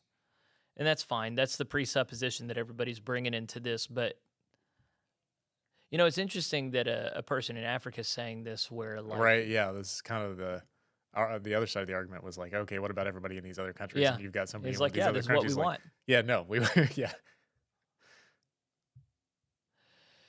Yeah, TR Tribal has a good point. Much more important, can they answer Wesley's questions honestly and earnestly?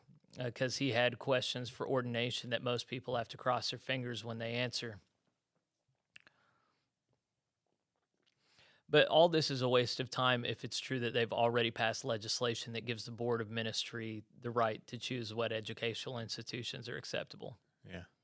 This is just on the amendment that allows that. If it's already allowed, then this is a waste of everybody's time.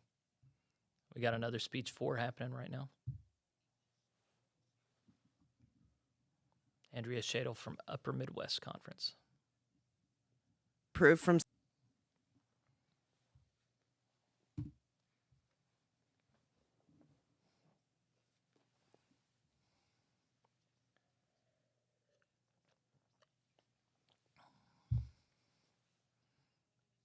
She's talking about the laity.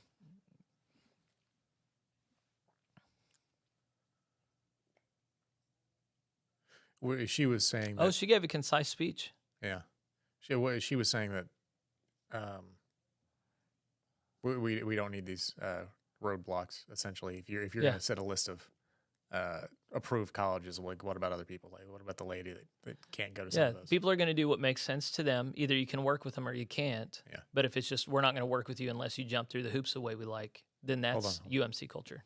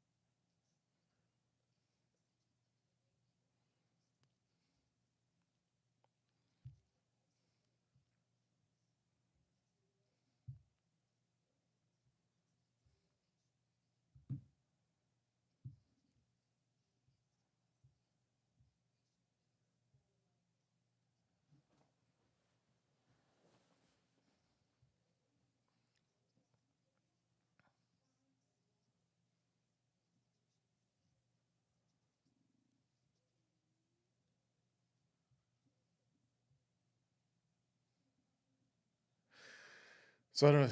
I didn't get the first part of what she was saying. She said the I think she was saying right now they have been given that transitional right, but come 2026, this would get a lot more strict. yeah, and well, she specifically talked about the Lithuanian thing that they had to deal with, and I think she said that if there's situations in cases that like Lithuania that they have to create their own curriculum, then we'll approve that stuff. Like as long as it's Dude, we'll see. yeah, I don't know. That's just the gist of what I think is what she said. Yeah. But there's got to be a You can't make higher commitments body, like that. huh? You can't make commitments like that about what you're going to do in the Well, future. yeah, We just and- learned that in the UMC. Well, Oh, sure, and she wait might on the not even- decision at the general conference, and then we'll let you go if you don't like it. And then the rug was pulled out from under him. Pat says, I think the list of approved schools needs to be at the church level. They're taking the vote now, by the way. Not at the conference level. He doesn't mean the local church. He means the general church. We can't be ordaining someone in a conference that has gone to a school that isn't approved in another. And I love you, brother, but I actually think you can. I do. I think you can have different standards in different conferences, and then you can just put them through the ringer if they want to transfer conferences. And you can, You're okay with somebody going to Phillips in one conference and being approved, and then two Yeah. people both going to Phillips. as one long approved as in when one they're conference coming and in, there's an intake process. It's like, okay, we'll reaffirm John Wesley's questions. Talk to us about, just examine people as they come in. I say we have regular exams for our clergy even after they make it through, and if they can't confess Wesleyan beliefs, boot them out. I don't like this idea of, okay, you're in, you don't have to worry about it now. Oh yeah, no, that's not. And or it's one thing if you have to get brought up in charges to be removed from clergy. It's another thing if there's just regular, okay, do you still meet the standard? Yeah.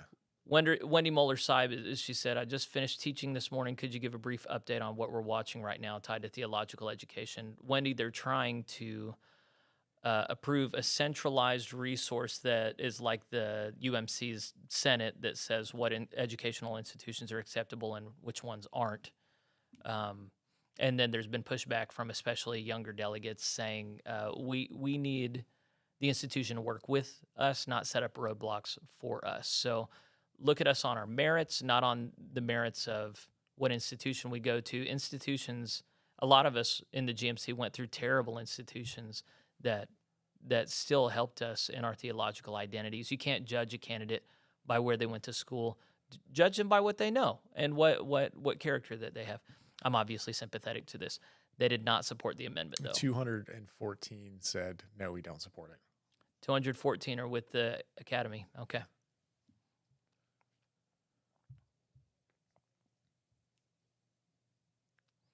Jennifer was right.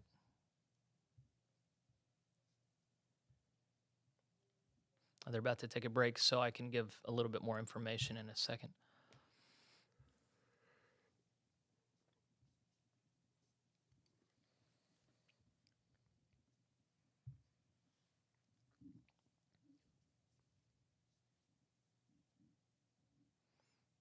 Oh, there's an announcement. Announcements.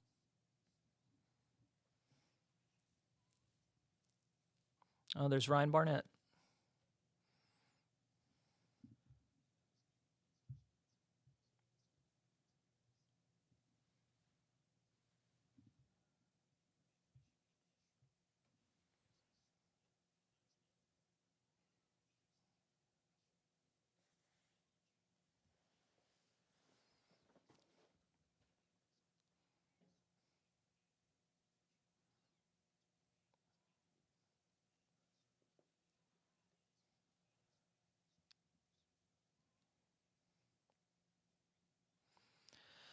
So the Episcopal candidates are going to get together and pray over lunch, and then Episcopal elections are going to begin after lunch, I think. Yeah. All right, Jones is praying.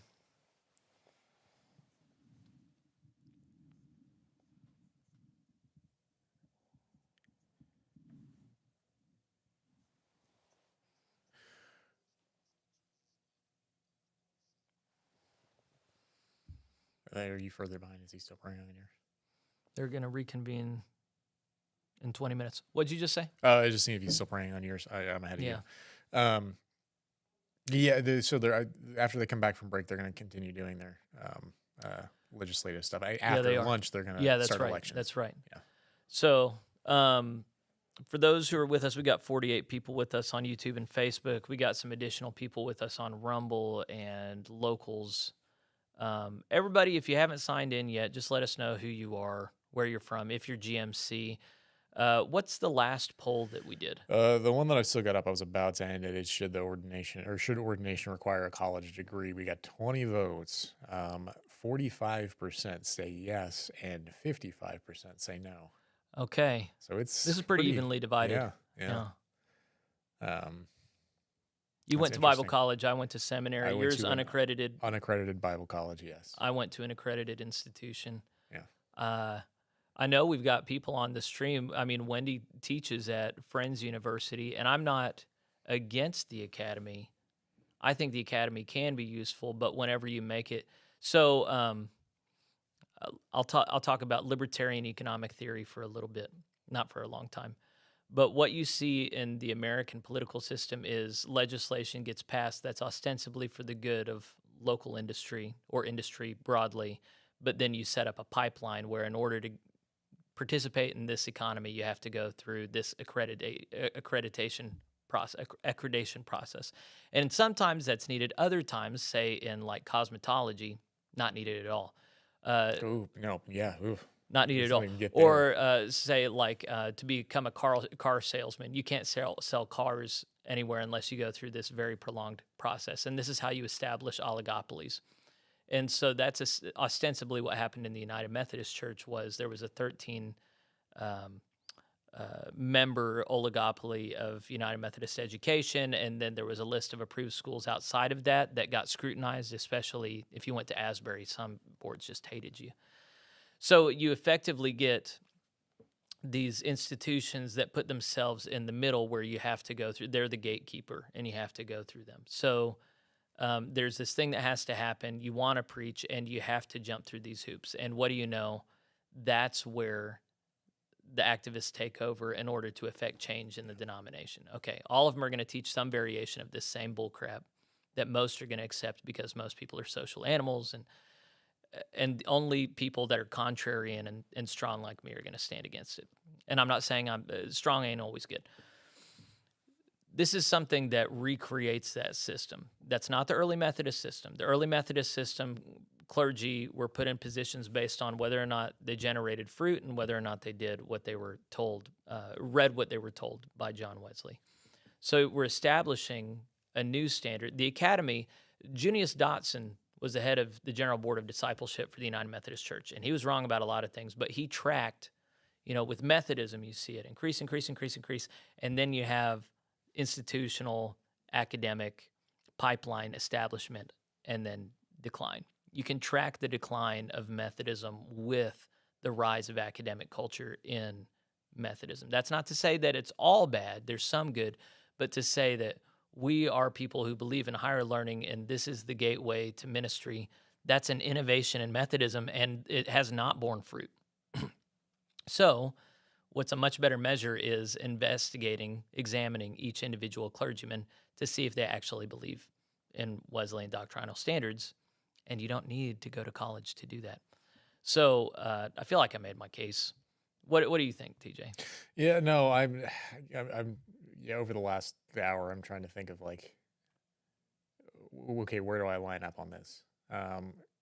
Because I part of me is wanting to say like, okay, a good college degree would be great to require for ordination, and now I'm getting on the like, no, yeah, just make higher standards for your like ordination process in the sense of like, what do you actually believe? Can you articulate it? Are you orthodox? And then continuously like scrutinize that. Yeah. So Pat wrote here, he said, if someone's gone through the process and has been ordained and credentialed in the GMC, then they should be able to transfer to another conference without having the validity of their credentials questioned. So, and I'm in this other extreme place where I'm saying we all need to be continually questioned in the validity of what we're doing. What you're doing. But I think they're saying is He's saying the that you credentials. shouldn't be Your credentials shouldn't need to be continuously scrutinized. So yeah, I wouldn't say your credentials need to be scrutinized at all. It'd be your You would personal say beliefs. you're Orthodox. Like, Yeah, are you, yeah, what are you just Orthodox or said. not? So there are a lot of people. I think I'm understanding, Pat, to say this is like you only get scrutinized once on all this stuff, and then you're in, and then it's not right to question you anymore. And I would say no, we need to be regularly questioned and held accountable to what we say we believe. And then especially whenever there's a change in appointment or a change in conference, I think Yeah. it's their prerogative to put you, examine you. Right. He also says by a conference that does not approve of the school that they attended. Yeah, see, and whenever I'm saying the school you attended is irrelevant, it doesn't matter, then I think, yeah, then any conference you go to. I mean, like, okay, so if I'm in the GMC and I've got a degree, which I do from Boston University School of Theology, there are going to be people going, Red we flag. really want someone who went through this Yeah. place. And so they need to ask me questions. And when they're done asking me questions, they'll be like, oh, okay, yeah, come on in. Yeah. But yeah, the institution you go to just shouldn't matter at all. Jonathan Russo says, once this is over and in place, does the GMC have a poison pill in place?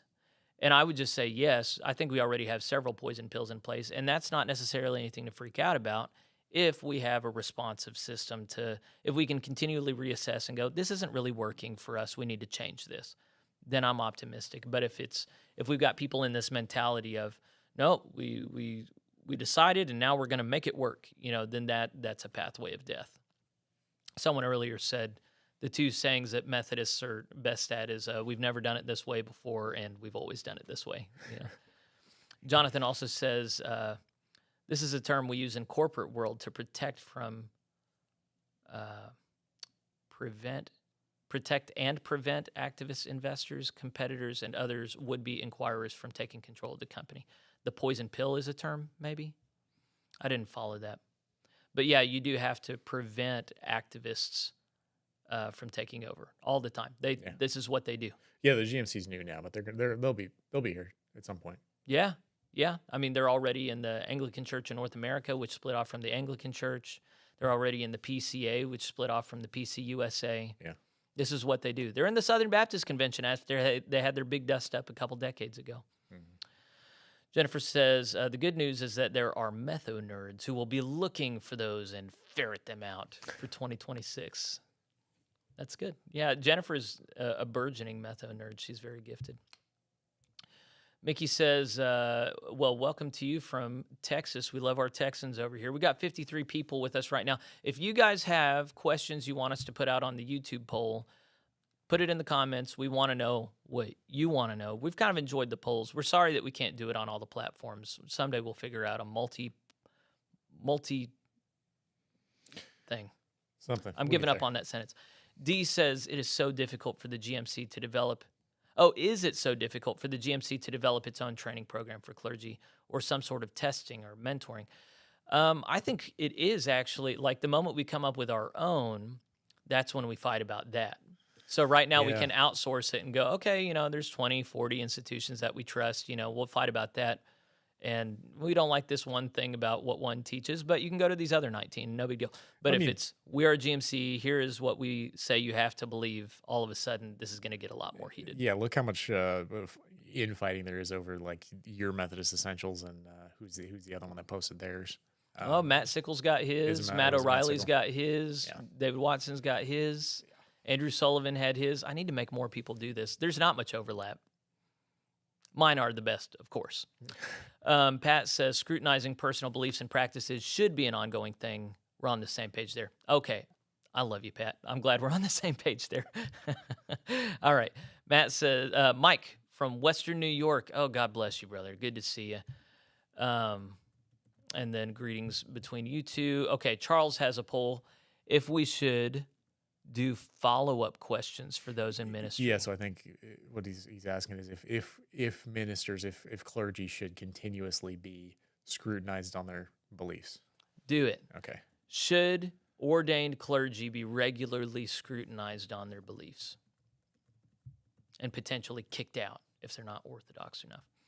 I don't know. That's too long. All right, so this morning, Here's the main things that we're aware of that still need to happen. This went faster than I thought it was. I knew there was going to be fighting from the ministry legislative committee. I knew there was going to be also something I didn't even say. There are classist implications for requiring higher education, not as much as once upon a time. I think theological education is getting easier for people who can't leave and relocate, and I think it's getting cheaper in general, although TJ says remote learning is more expensive. It depends. It depends on the college. GMC is supposedly starting a fund to offset the costs of theological education for candidates. The problem is whenever you do anything to artificially offset costs, then that just creates bloat, and they use that additional money to hire on more staff and then charge more, and then you have to raise more. It's this vicious cycle. So anyway, that's on down the line.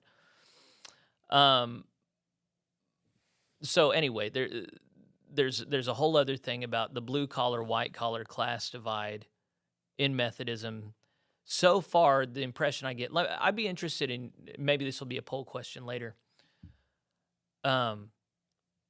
Methodism started off as a blue collar working man's movement, but over time it shifted to a white collar kind of upper class elite movement. The respectable citizens were Methodists. Does it seem to you, here, I'll just say it first. My understanding, mainline culture came out of the upper middle class sensibilities, respectability, concern, kind of getting along with the world stuff. I see a lot of that culture in the decisions being made here, and I don't necessarily see a blue collar concern or a concern for working with blue collar people, demographies, at least in the U.S. Other than the educational thing, where are you seeing that?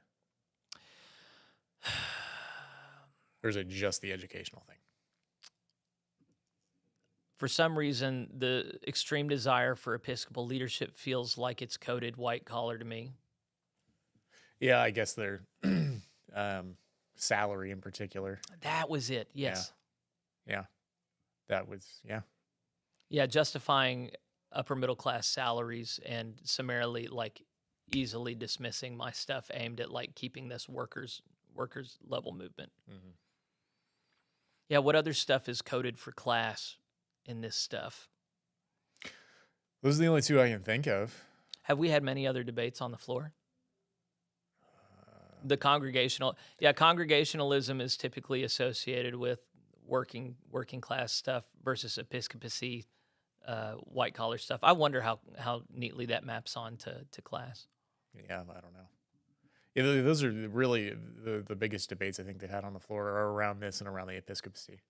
But then maybe the trade-off is charismatic Christianity is typically associated with blue collar, working class stuff, and here you have upper middle class folks falling out on the floor and speaking in tongues and all this. Actually, I haven't seen anybody speak in tongues, but I know there's been people speaking in tongues. Yeah, I've heard it throughout this constantly. Yeah.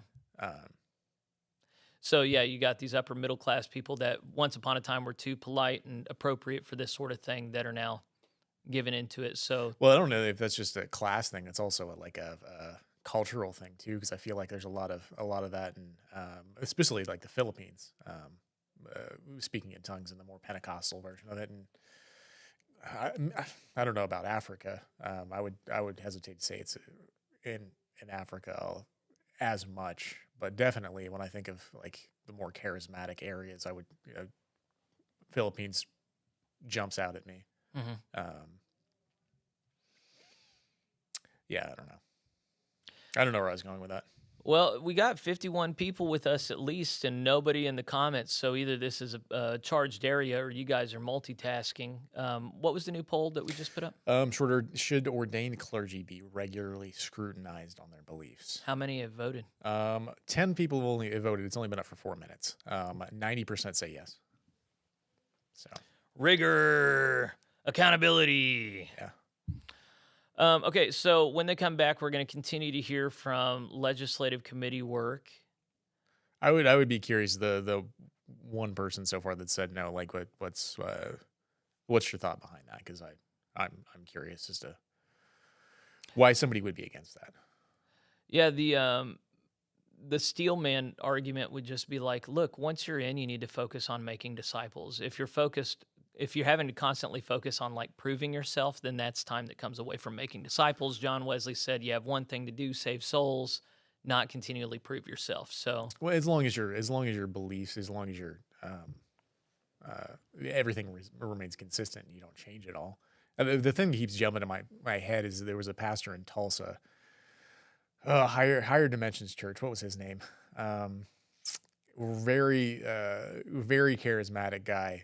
Not in the Pentecostal sense. I think they may have been Pentecostal though, but very maybe, very. yeah. I very remember big who you're church. talking about. I'm just not remembering his name. Yeah. Anyways, he had a nephew that he loved his nephew, and his nephew came out as gay and ended up killing himself, I think.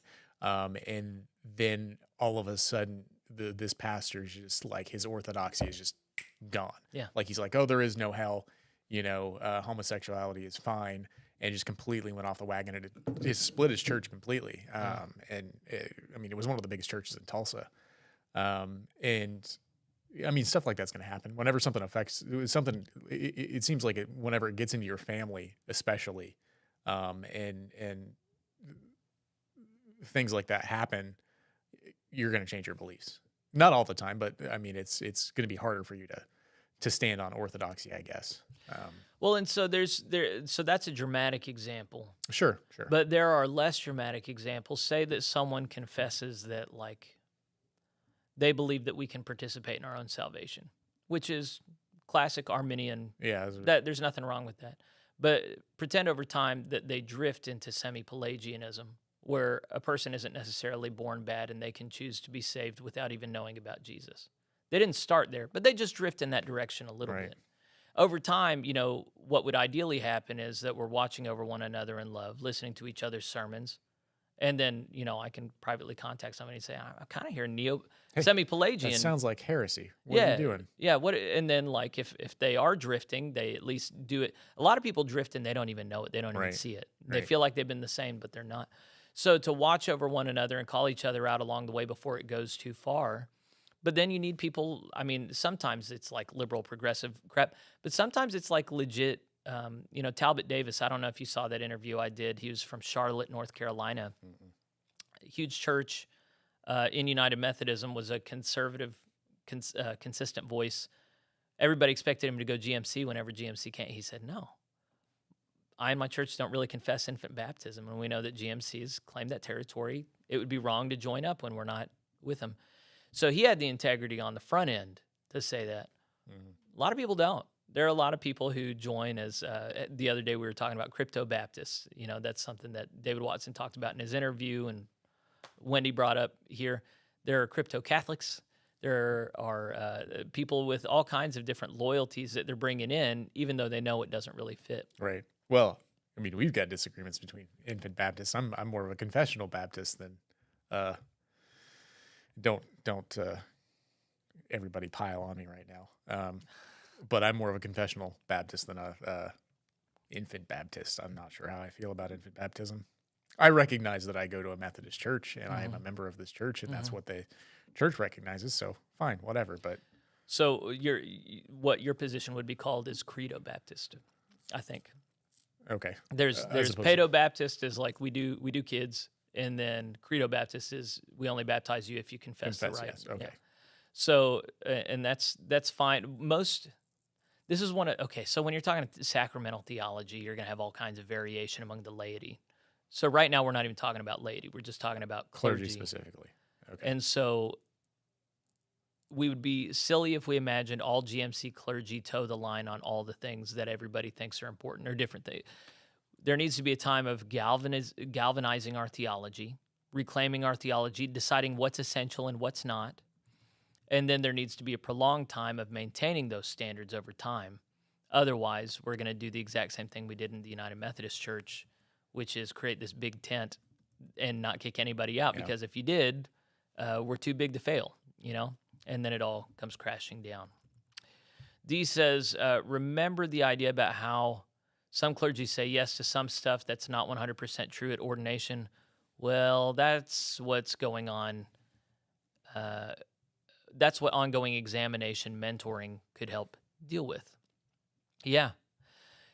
So I've tried to imagine, okay, what's a good connectional structure so that we're watching over one another in love well. And some of you have been with me from the beginning where I was doing that bitter medicine series, and I said, actually, the reason the United Methodist Church fell apart, it's not liberals' fault, progressives' fault. It's faithful believers' fault who got so into their own church that they didn't guard and watch over other clergy and other churches. We siloed off. We said, oh, they can take care of themselves. They couldn't. Their poison eventually sank into us. So we have to do connectionalism better. And I just think there needs to be like a mandated once a month, every Global Methodist clergy has to watch another ordained clergy sermon and write a review. I think that would be interesting. We're all watching over one another. And then 12 times a year, you're having another clergy give an assessment of a sermon Somebody you gave. within their annual conference. Sure. I guess it doesn't matter. But well, sure. my reasoning behind that is like, what you just want to go watch the big churches that have the more charismatic, and then everybody's piling on that person. Oh, I say it's coordinated by District. conference leadership just Okay. to make sure everybody gets watched. Oh, okay, no, that's fair. Yeah, just make sure everybody gets watched. I put another poll out. Well, what was the final tally on the last one? The last one was, should the ordained clergy be scrutinized regularly on their beliefs? 93%. It was 16 votes. 93% said yes. I think it was still the one person that said no. Okay. I think is how that works out. This one is, should Global Methodist clergy be expected to perform infant baptisms? Yes or no? 60-40 right now. 60 yes. Really? Yeah. 40% are saying no. We're they only at shouldn't be 5 expected votes to. right now, though. So Ooh, wow, man, people go nuts over this stuff. I'm not sure what he means, but Practice Squad says, TJ, you give. yeah, I don't know what that means. Exactly. D says, sermon is not the only way clergy influence the membership. No, you're true. That's true, D. But it is a valid means of assessing clergy, a valid and easy means of assessing clergy. And then, preaching really is important. I mean, I'm of the mind that people don't believe anything they don't want to believe. It doesn't matter what the pastor really says from the pulpit, but we do still want to make sure that what the pastor says in the pulpit reflects what they say in real life and what they're supposed to believe. So you can't do that without bugging their house and their phone. So are there any means by which we can do that reasonably? And I think, well, if even if they don't believe it in the pew, they should be like forced to think about wrestle with it. Yeah. And then come to okay, like, if you don't believe that, explain to me why. Like, you have to be able to think about that. Here was the final sentence. I think he hit enter without meaning to. You give me hope as an interloper. What does he mean by that? Translate that for me. I don't. Maybe he is feeling like this is a clergy conversation and he's not clergy and you're not clergy. Oh, so okay. That's my interpretive work. Pat says, I have to say with love that if you're not comfortable baptizing infants, the GMC may not be the right place for you. Am I comfortable with other people baptizing their infants? Sure, whatever you want to do. I don't think he's saying that to you. I think he's saying that to the question for your poll was, as clergy, are you going to do it? Do you think it's right for other clergy? I doubt he's very much. Maybe Pat is saying laity shouldn't be in that or not okay with it, but I think he's more concerned with should clergy be compelled to do it.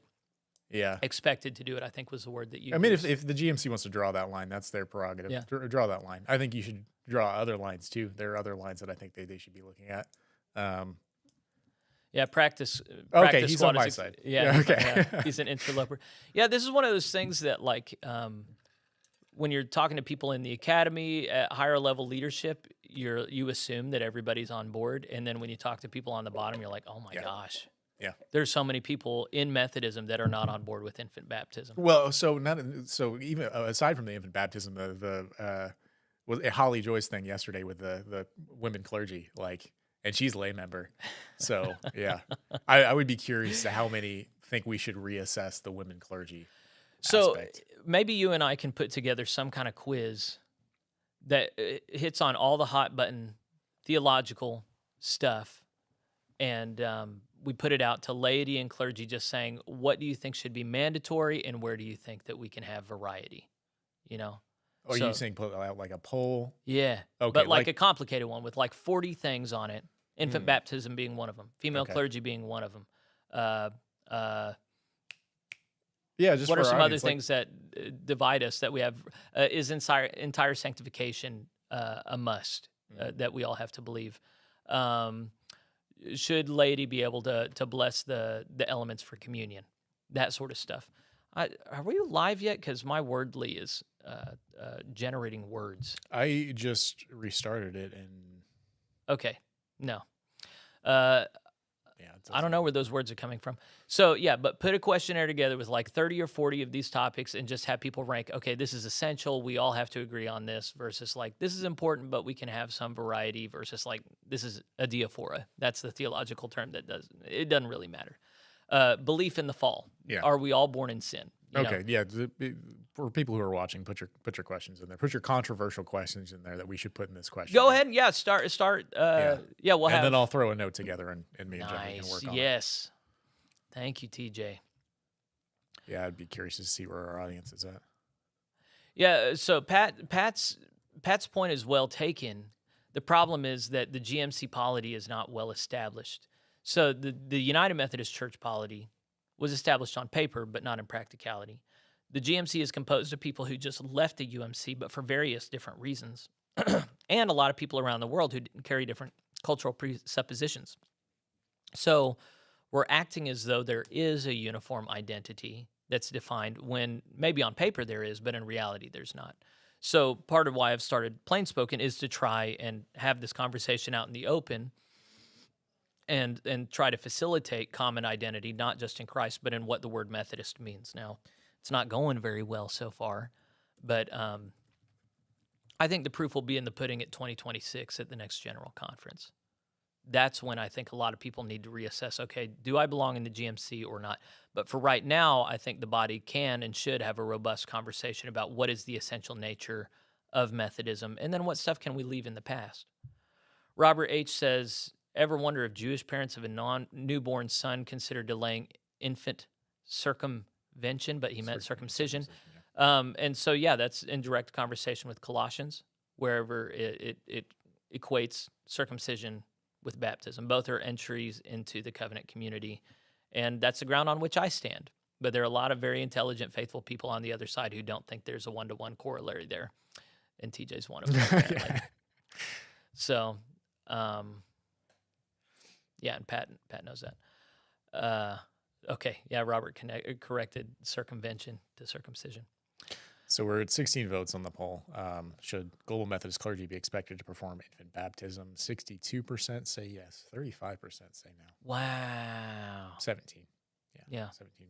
So just so the weight of that is clear, what happens if you don't mandate uniformity on this? This is something that's mandated in the Global Methodist Church, correct? I believe so, Okay. yeah. But if it's not expected on the ground level, then it doesn't matter what's on paper. Right. Same exact thing is, well, in any institution, if you have stuff on paper that doesn't conform to the culture just isn't going to talk about it or do it.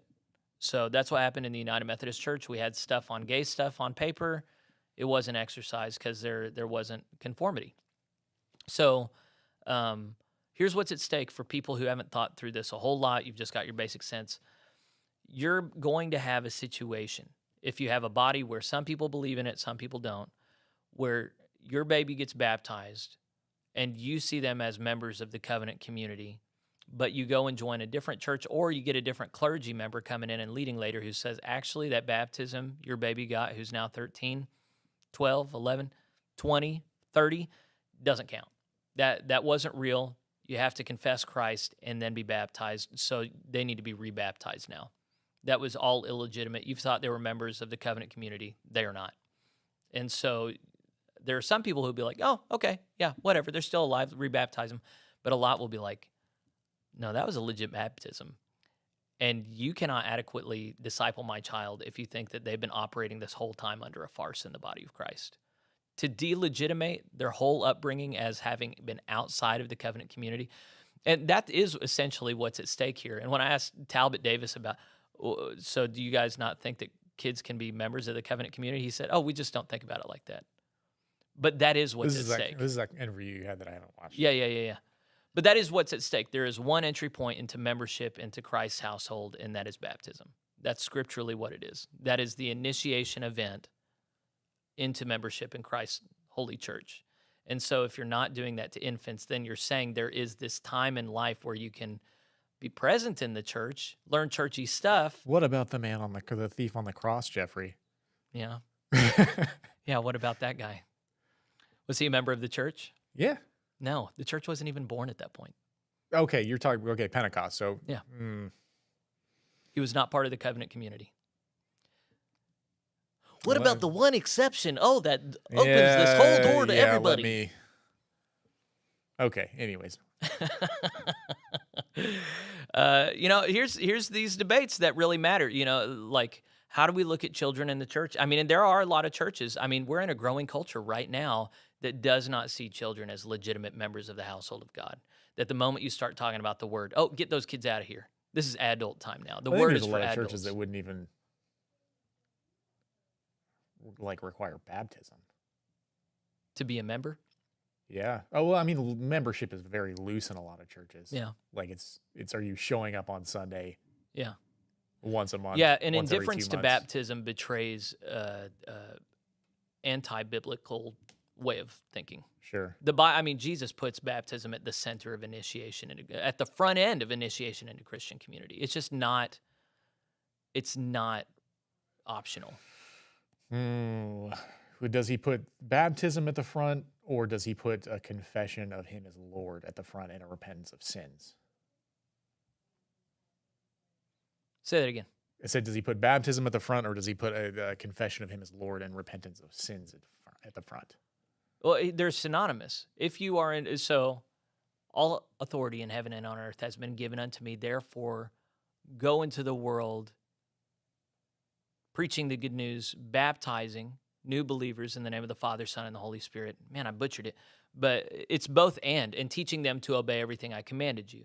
So all of these things are, baptism is at the front end of it. That's the great commandment. You're saying both Great and. Commission. You're not just saying baptism.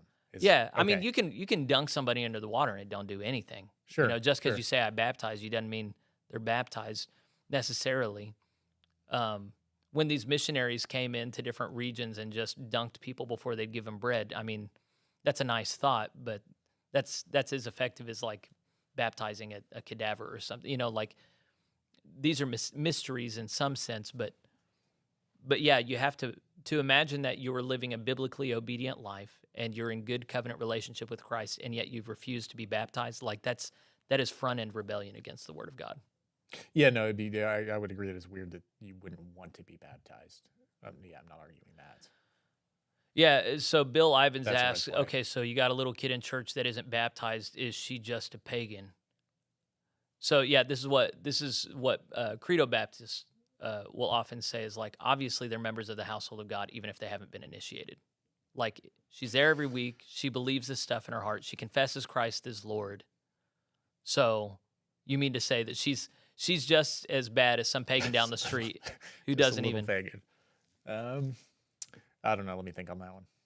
I was not prepared for a baptismal argument. Yeah, well, today. very few people are because, okay, so if you're not willing to say, yeah, little Tiffany's a pagan and she's going to hell if she dies in a car accident. If you're not willing to say that, which, by the way, I'm not willing to say that.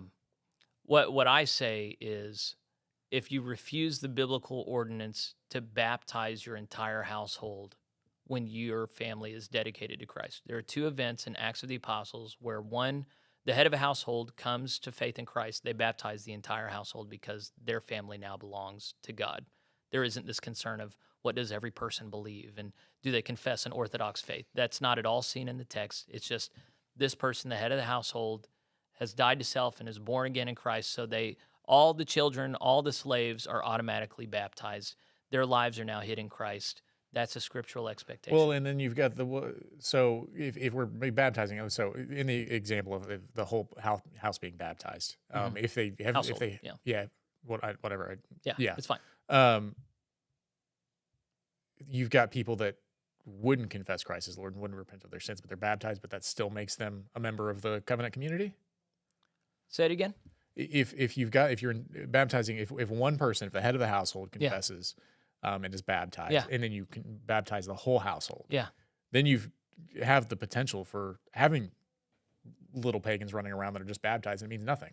So they've been inducted as members of the household of God, but they're not members of the church. In Methodist scenarios, you have members of Christ's universal church and then people who are inducted into the membership of that local church.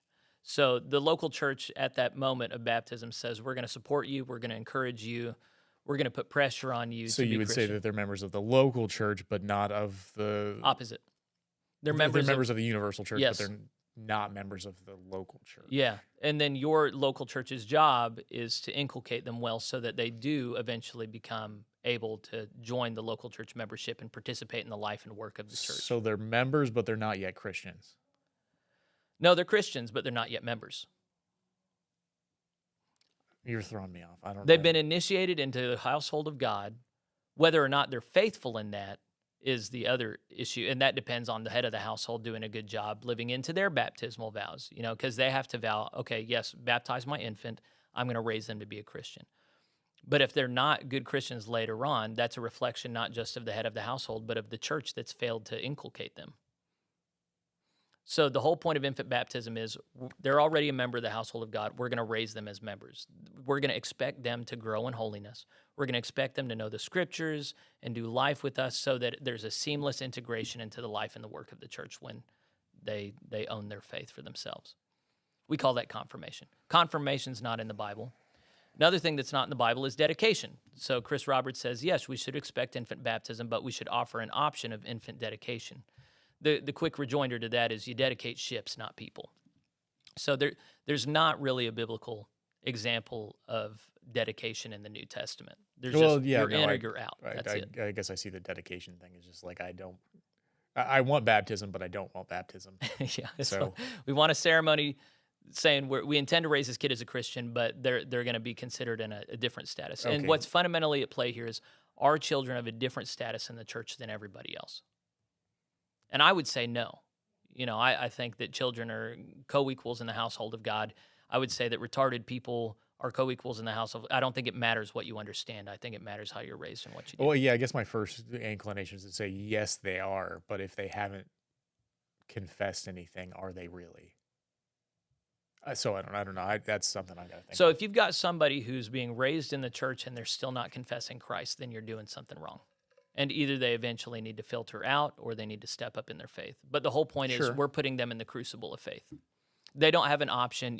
Some people are like, oh, I don't want to decide for my kid, But you decide for your kid what language they're going to speak, what school system they're going to go to, what they're going to wear that day. Well, sure, you can indoctrinate them and do all of this stuff all you want, but that doesn't mean at the end of the day that they're going to actually they're going to do what they're going to do. Like, you can bring somebody up in the faith and they can completely turn around and go somewhere else. But is that a reflection on like how you've raised them? If you've done everything right, is that on you or is that on them? Like, I'm not ready to say, oh, well, that's because you failed as a parent somehow. Yeah, so Bill Ivins has a comment here. We've created a huge dichotomy between the Old Covenant and the New Covenant that is grounded in Enlightenment rationalism and the radical autonomy of the individual. So both Old and New Testament are written in the context of societies that are much less individualistic than ours today. Okay. And so they're much more communal in nature. So another person's sin impacts my sin. Another person's righteousness impacts my righteousness. That's why you have to have a coming out of the world for an intentional covenant community, and why it is important to protect the purity of that community. Why it is important not to let each member do things as they want, but to watch over one another in love and insist on a certain standard being met by all members. Otherwise, they're given over to Satan. And so, yeah, if there is a Christian household that is not maintaining a Christian standard, then that is a failure of the head of that household, if you want to talk about a biblical standard. So Chris Roberts asks, so if my pagan mother-in-law lives with me in her old age, should she be baptized or it's sin?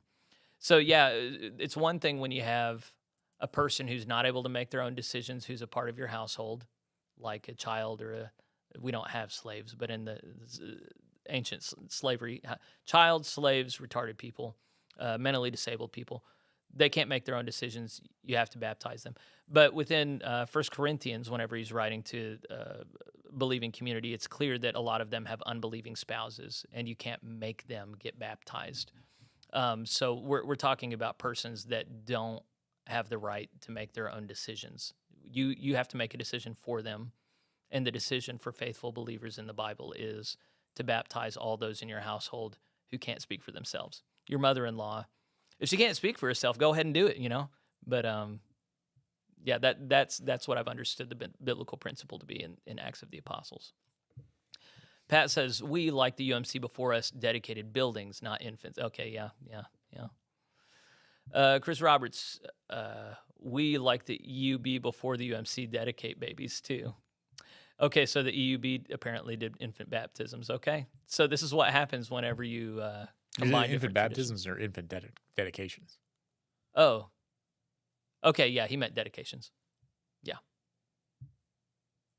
Yeah, that's the rejoinder. Is like, okay, so we come from the United Methodists, but go back EUB. This is in our background, so we have this theological room. Jared Neal, I haven't heard from him today. He says the Enlightenment notion of the autonomous individual, which is not scriptural, has left a legacy of stumbling blocks in our understanding of Scripture.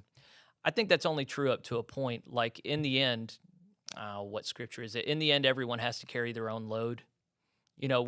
Yes, the nations are judged. Yes, there are collective judgments in the Scriptures, but in the end, every individual has to answer for themselves. It's just one of those things that when you read the Scriptures, it's not as clear cut. But to say that individualism is to be found nowhere in the Scriptures is a false extreme as well. I think we are impacted by one another, we affect one another, but in the end, we're all judged individually. It's a good topic to argue about. Y'all can disagree with me in the comments. I'm obviously not. As long as you don't mind me disagreeing with you, you can disagree with me. Ooh, Daniel wrote something. Baptism is consistently linked with pardon and forgiveness of sins. That's what makes this difficult. Can an infant be born again without repentance or faith, or can infants have faith? Oh, I don't know. You got too many. So in 2 Peter, he says, baptism is not properly the washing away of sins itself, but is the testimony of a pure conscience towards God. But then it says in Acts of the Apostles that when Paul was baptized, the Lord said, be baptized and wash your sins away. So this isn't one of those things where the Scripture speaks with one voice. But to imagine that God's activity is dependent upon what the individual receiving that activity understands it to be instantly problematizes not just babies, but retarded people or people who lose some of their faculties or are less than they used to be. If we can't understand the fullness or even a portion of what God is doing, does that mean that God's work is not efficacious on us? I'm not willing to say that it depends on our understanding, that God's activity depends on our understanding. I'm not willing to say that with baptism, but then I'm willing to say that with communion. So maybe I'm inconsistent. Tyson says, it looks like they're actually back in session, but don't have any video. The Wordly shows discussion of amendments, but the video seems to be stuck buffering. Uh-oh. I'm going to reload. Start something new. Well, that's really too bad. Okay, so yeah, he's right. Kathleen Engelman, Great Lakes lady. I'd like us to spend the rules for 3 and 3 more. Oh, they're debating something. Uh-oh. Oh, that's annoying. That is very annoying. I just reloaded the page and went to their Facebook, or not their Facebook, their YouTube. YouTube, It's yeah. still the buffering video. Yeah, John Gabon, to say baptism doesn't save you, I mean, also in 2 Peter, it does flat out say baptism saves us, but it's faith alone that saves, absolutely right. But when you have faith, you do certain things, and on the front end is baptism. So if you want to separate faith from all the things in the Bible that we're told to do, that's a false dichotomy. If you are in obedient relationship with Christ, you get baptized.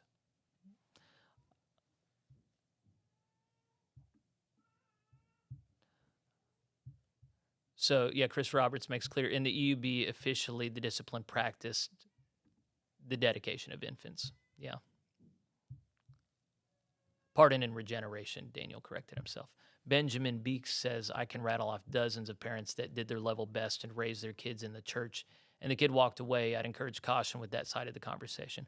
Oh, yeah, I'm glad you brought it back to that, because there clearly are examples of people who did everything that could be done, and their children were still wayward, and so you have to acknowledge that. Even so, I think it's not just the parents' responsibility, but the church's responsibility. So I think the church is actually implicated far more as we see how many young people fall away from the church. Oh, they finally got it back. Did they? Yes. Okay.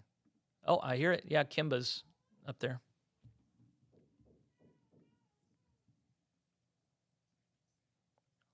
I think somebody's at the door. Sir. What was that, bub? So I think somebody's at the door. At the door? I think Sarah Beth's trying to get it. Come on. I thought I heard somebody knock. Okay, so I guess we got to figure out where we're at now.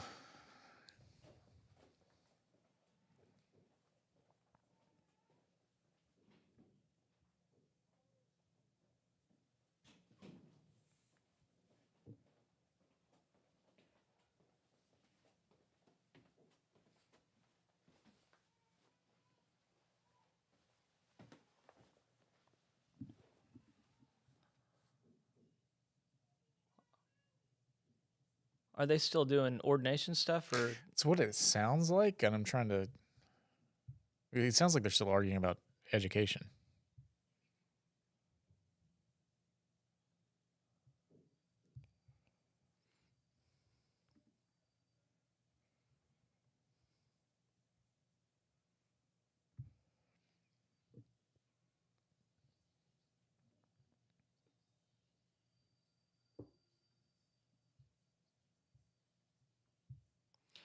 I know people get offended by it, but there's nothing offensive about the word itself. I don't think so. I don't mentally disabled. I don't know. I guess it's the intent behind it. Yeah, It just means behind. yeah. or about that. It's the intent, I guess. It's usually where I would go with it, because I mean, it's kind of subjective. Yeah, I mean, it's like the word handicap. There's nothing bad about that word, but all of a sudden people just now got it's an offended issue. by it. That's- Yeah. Yeah. Yeah. Right.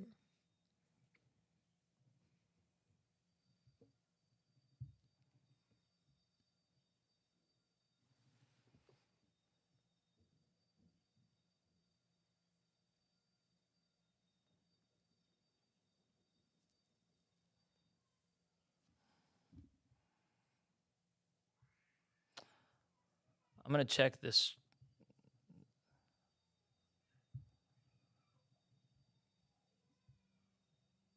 Oh, I said 2 Peter, but it was 1 Peter. Thanks, Daniel.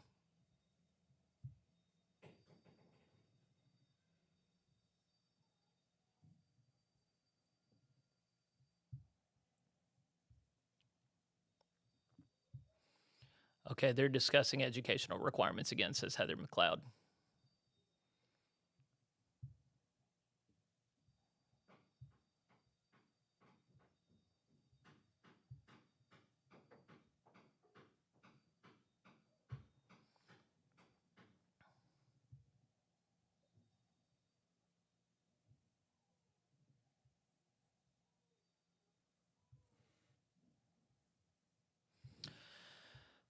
Upendo Lukandi from Tanzania. I interviewed him. It was a good interview. Y'all should check it out.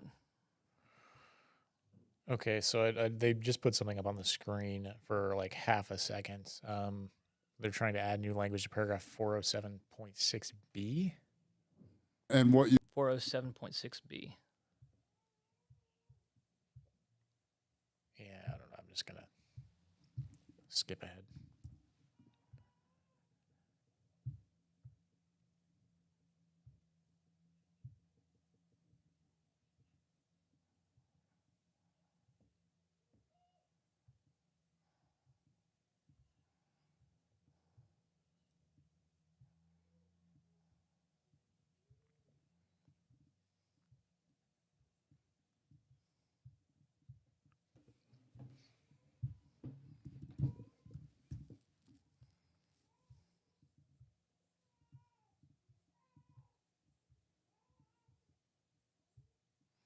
Oh, they didn't extend debate.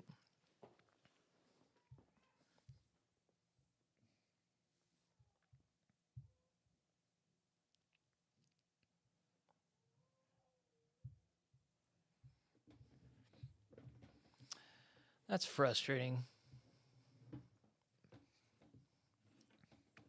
Those are the rules. Those are the rules.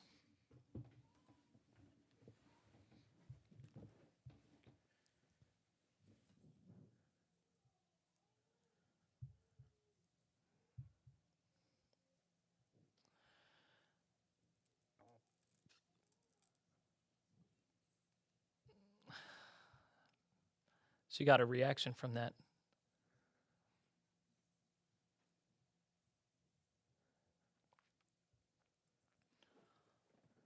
Someone made a motion. There's a question of if it applies only to new candidates for ministry or all clergy.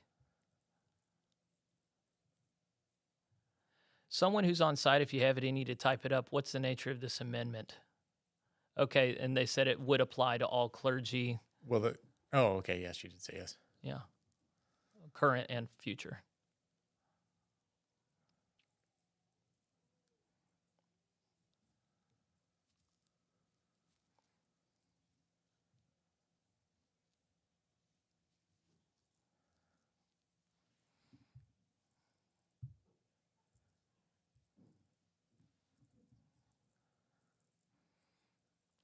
So they're talking about an assessment test.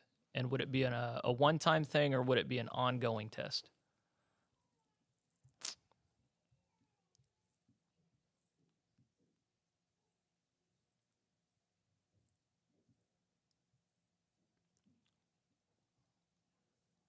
Did you see what Clay said?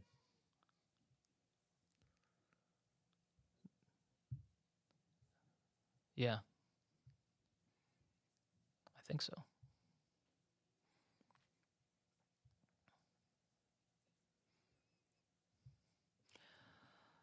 So there's a test. You only have to take it once and pass, but if you don't pass, you have to take continuing education.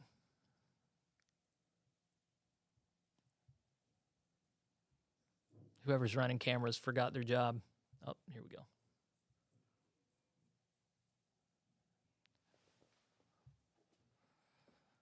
Make an amendment to the amendment.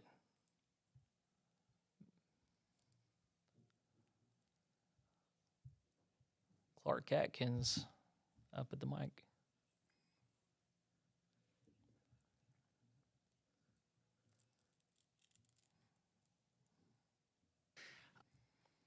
Oh, in 2027.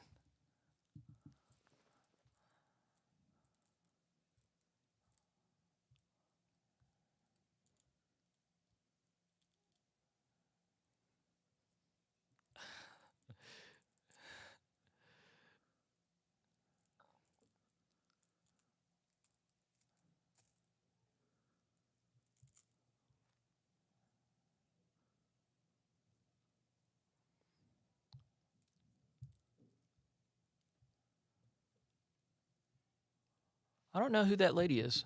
I've seen her face.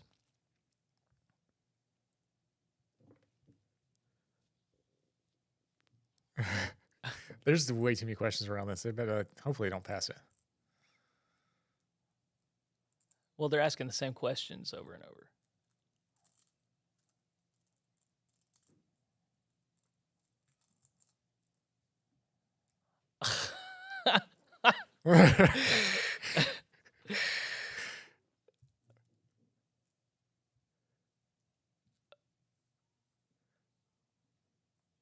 This is an odd moment.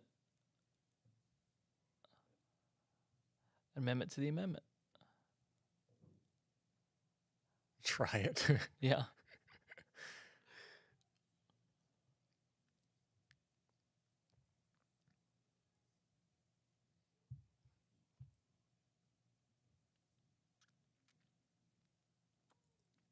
There it is. Yeah.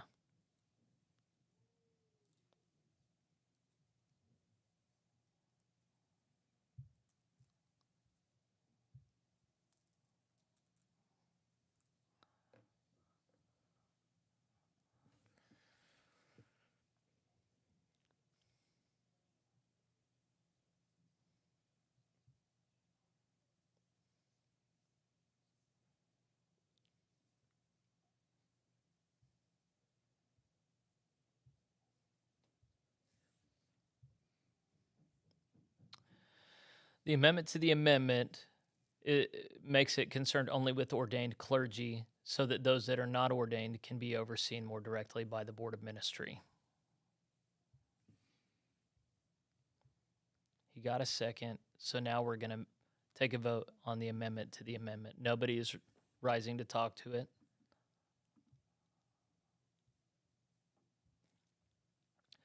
So I'm inferring there was language presented. Oh, Matt Sickle provided this amendment. No, wait. That ain't Schaefer.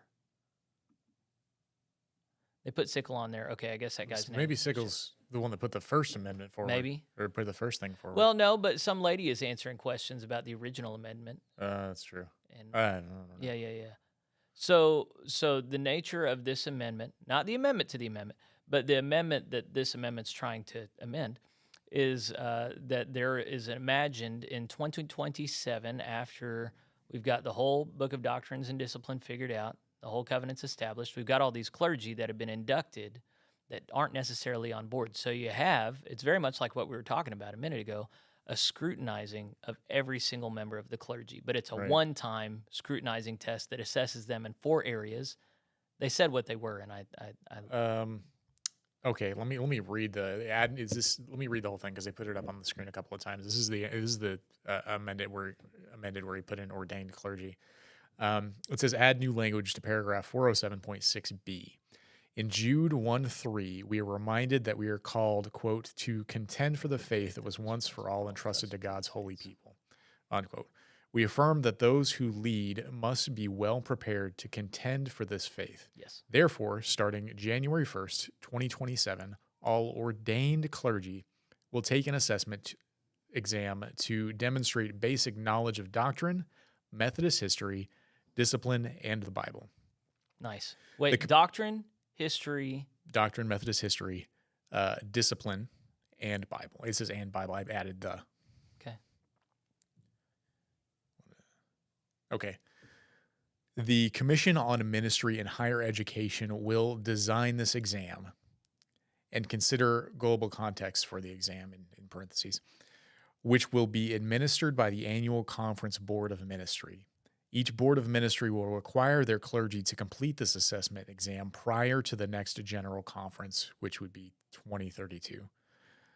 Those clergy members who do not pass minimum knowledge requirements as stipulated by the Commission on Ministry and Higher Education in any area will be required to take continuing education in whichever area or areas need to be brought up to minimum standards. This continuing education must be taken within 2 years. Okay, so they're not even kicking anybody out over this. They're just saying you got to re-up your education. Brad Jordan says, did we not take enough tests in seminary? I just think we have to, you got to do it somehow. You got to do it somehow. You can't just assume that everybody on the inside belongs on the inside, knows everything they got to know. So I love it. Jonathan says, we have a deaf grandchild and we're not offended by words like deaf, handicapped, or challenged. We expect the same from her as other grandchildren, and the deafness has not slowed this kid down. Yeah. Yeah, I guess it's just it's some people have a thing. Yeah. And they can have a thing. But to expect other people to have the thing is. Practice squad. Half of the delegates are clergy. This one's doomed. Practice squad thinks there's no way they're going to adopt the original amendment. But this is the amendment to the amendment. I don't see that it matters that much. Yeah, I think I would agree that I don't know if there's too many questions around this one. I don't think they'll adopt it. I mean, they'll probably adopt this amendment, but I don't think they'll adopt the original one.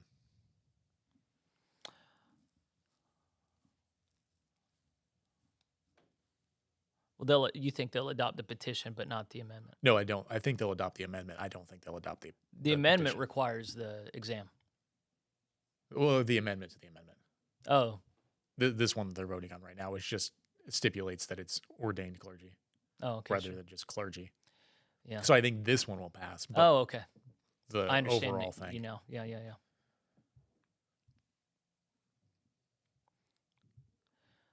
Dee says, I can feel the clergy bristling at the scrutiny We must have some ongoing checks and balances. Yeah. I think we should just require everybody to take it.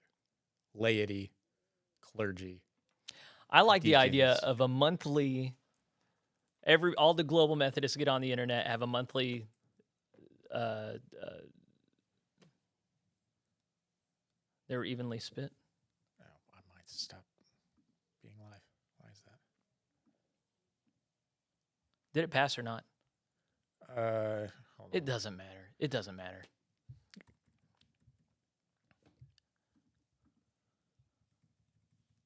It passed. It passed. Okay. Yeah. Do you have? Ooh, Thaddeus called the question. Boss move. You've got audio. Why do I not have audio? What is going on?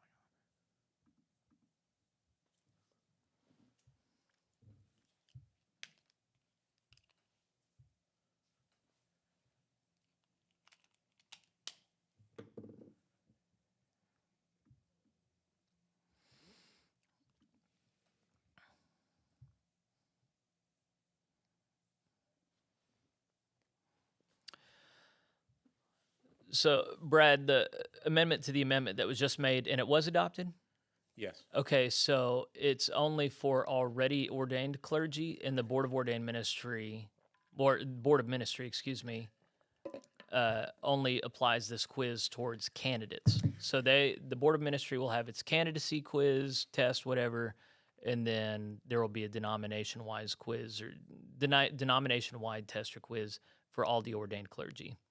But as I was saying, I like the idea of there just being like a monthly quiz just to figure out what our people in the pews know, what our clergy know, what they're preaching. I don't know. We could study all kinds of things. Like if we decided just to have it be part of the culture where we're like regularly assessing ourselves and each other. Yeah.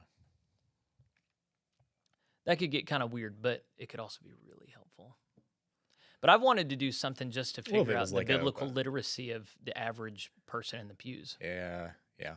If it was a blind test, so Mhm.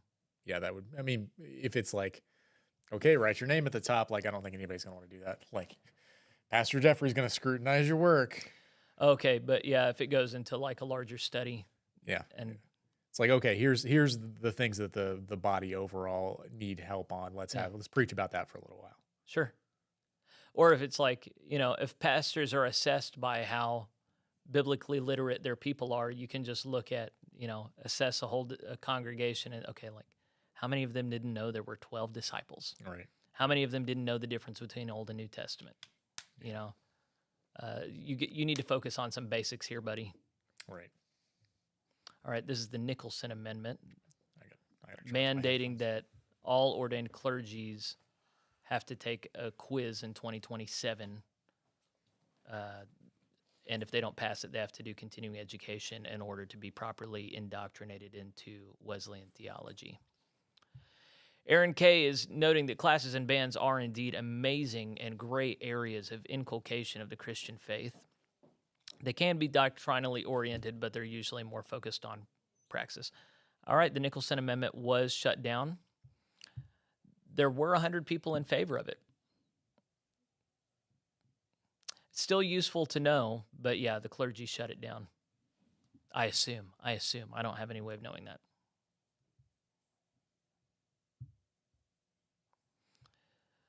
So, Brad, according to that amendment that just got shut down, they would have only been tested once. I like the idea of everybody doing it regularly, but the Nicholson Amendment was just only doing it once. Okay, we're now on petition 130, he said.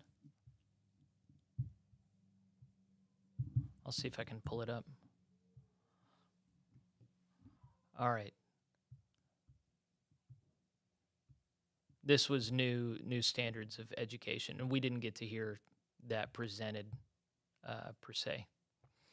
So we did have a prolonged conversation about the utility of higher education and whether or not it's always been the case in Methodism, whether or not it's corresponded with Methodism bearing fruit.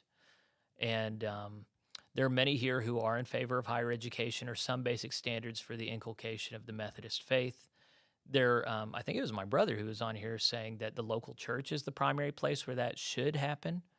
And then there's just I think we're all agreed that we should have a good basic Methodist indoctrination, awareness of what our doctrines are, and a reasonable expectation that most people adopt most of them. But how do we ensure that? The answer in the United Methodist Church was send them to higher education. It didn't work out well there. We're under the impression it's going to work out better here. And the people who were a part of that conversation, many of them were in higher education. And it's not that they have bad motives, but, when you're in one world, you have a hard time understanding something outside of that, so. But I wouldn't know how to characterize these changes that have taken place. If any of you would know how to characterize these changes, Beth Ann Keek is speaking. She wants a moment of prayer.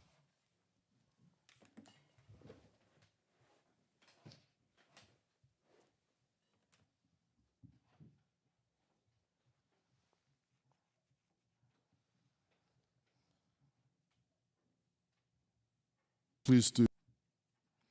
She's praying for a lady who's getting induced into labor.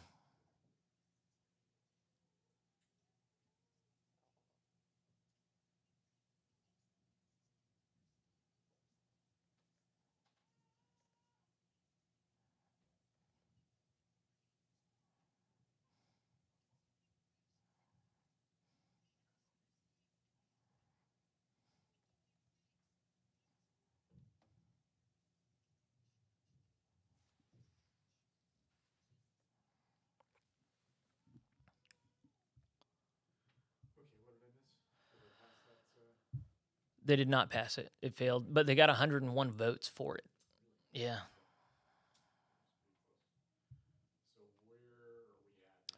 Aaron, it'd be nice if we could always discern what someone believes by what other people can discern about them outwardly. And there's clearly a lot of overlap, but not always. It's just inexact. But, I'm not saying they're worthless. They're definitely very much worthy. But when you're trying to assess doctrine, as Kevin Watson says, class meeting is not primarily concerned with doctrine. It's concerned with praxis. And those two things, at least in his mind, can be separated a little bit.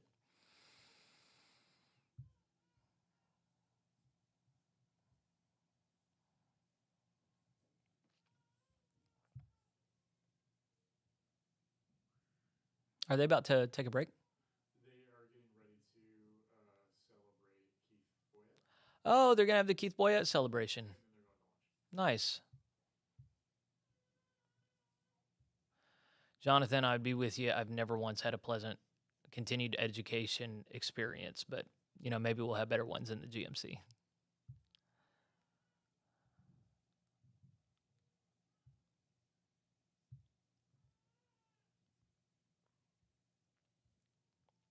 Oh.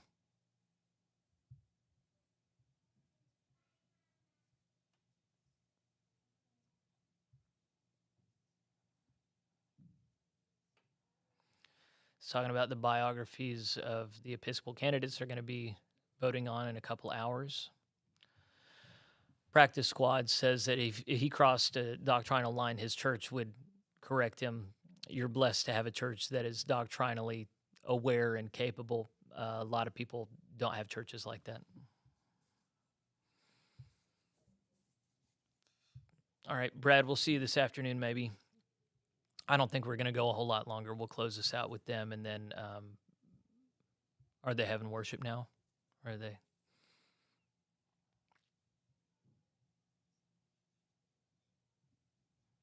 A vintage one, huh?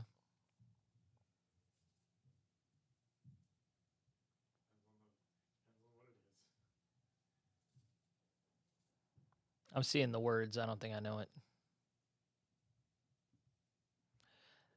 Mickey, they should be electing 6. But the pool is like, what, 20?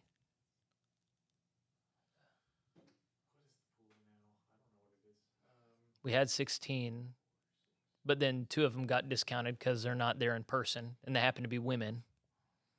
So, that makes a bunch of people bristle. 22? Okay.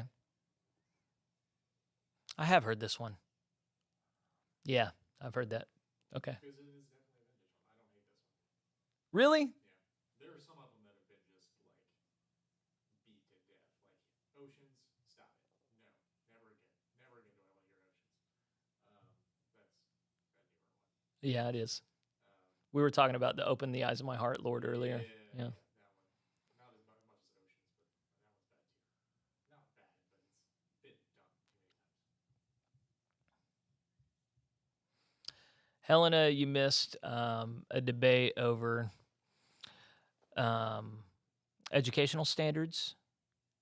The most recent thing was somebody tried to make an amendment where all ordained clergy in 2027 have to undergo a basic test for doctrinal conformity, Orthodox Methodist doctrinal conformity. That one failed.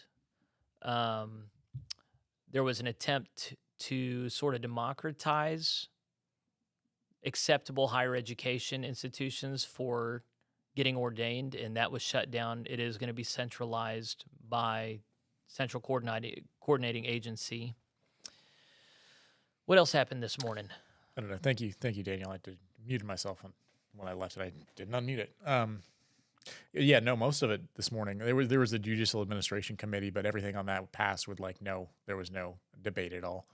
At least I don't remember there being any debate. Those were all editorial Judicial stuff all passed, no problem. Yeah, and then this was all the Ministry and Local Church Committee that's been putting stuff forward. A lot of it passed, and there was a couple of them they pulled off, and that was the educational stuff. And that's when we got into debate about the educational stuff for some of the petitions they put forward. I think it was 130 that they were on, and I don't know if we ever got past that because their live stream didn't pick back up after they took a break. So there was some stuff that we missed.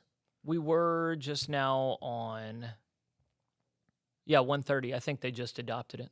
Okay, so they did. So we've got, I think there's two other petitions from Ministry and Local Church Committee that they pulled off of the consent calendars. It was 232 and 135, I think, that they've still got to discuss, but they're going to get ready to go to lunch.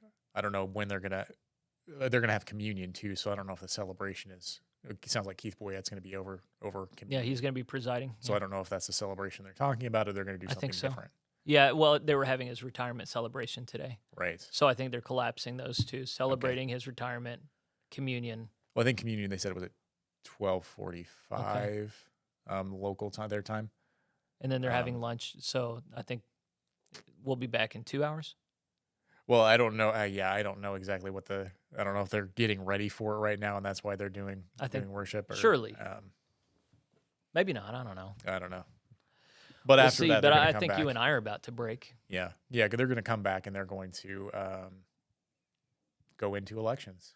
So yeah, we're going to have Episcopal. This is going to be the part that everybody wants to watch this afternoon. So you make sure to get back up in 2 hours. We'll try and be back by 2:30. I got to put my kids down at 2, and they are not easy. But we'll plan on being back at this 2:30, 2:45, and they'll conduct elections. Actually, elections are really boring. We'll see. I mean, it'll be interesting. I don't know if there's going to be any debate on it. Like, it's just going to be like, okay, here's the list. Pick which ones you want, and then that's just how it's going to go. Like, they'll probably put out the 100-word profile on each one. So how about we just that's what Tom Lambrecht was talking about. He's going to try to get it published over the lunchtime. So we'll just plan on reading over that. I'll tell you interesting things. I know interesting things about the Nigerian bishops and what happened there, about the North Georgia delegation and what happened there. We have concerns about women clergy. There are interesting things to talk about there. So I don't know all of the Episcopal candidates, but I know who some of them are. Yeah, so I think that they're going to vote on the Episcopal candidates first, and then that's what it's going to go back this morning. into finishing up the other connectional elections. Committees. Yeah, we've only gotten half of the elections done for all of the connectional councils, committees. Yeah, whatever they're called. Yeah. And a lot of that was not because of argument; it was because of technical malfunctions. So, and then after that, we'll pick back up with the.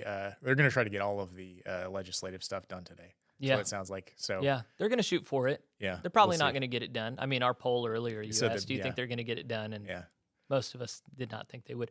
But we can be surprised. And then they are hoping. If you look at their Tomorrow is the last day scheduled. Right. And if you look at the calendar, they were hoping to get out of there at noon tomorrow and not even go to the afternoon. Which, if they get all the stuff done today, That'd be great. we'll see. Yeah. Yeah. I don't know how much is left of the committees that they've got to go over, but we'll see. And for those who didn't hear Beth Ann Cook's report the other day, she was the primary coordinator of this gathering. They're planning on hosting 2026 in a Central African country.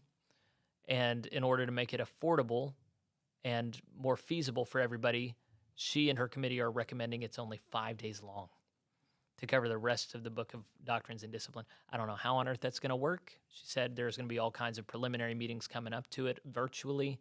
Still, very different from what we're accustomed to in the United Methodist Church. So we'll just see what happens. So it looks like they broke for lunch. They did break for lunch. Okay. Well, you and I can break for lunch then. I think we have some pulled pork if you want some. If anybody need wants to to go drive see my wife. Oh, yeah. Yeah. You have one of those too. Yeah. Okay. All right. Well, we're going to break. Anybody who wants to email me recommendations for a poll question, I'm at plainspokenpod@gmail.com. So make sure to email me there. And then if you want to sign up for other stuff that I put out in the world, this is where my podcast primarily is, plainspokenpod.substack.com.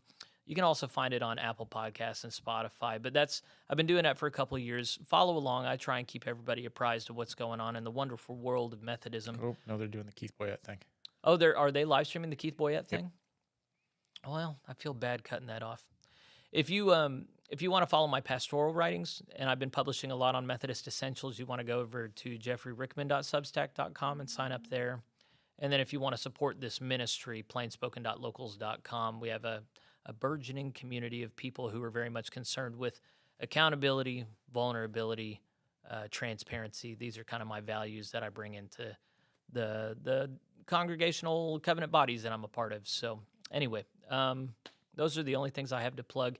If you want to honor Keith Boyette, I think I'm going to have the live stream on during lunch, and he's done a million things. We can't even thank him for all that he's done for the GMC. So it'd be good to honor him and appreciate him and watch that. We'll be back up in 2 hours, so consider joining us again there if you think this has been helpful. Okay. See ya.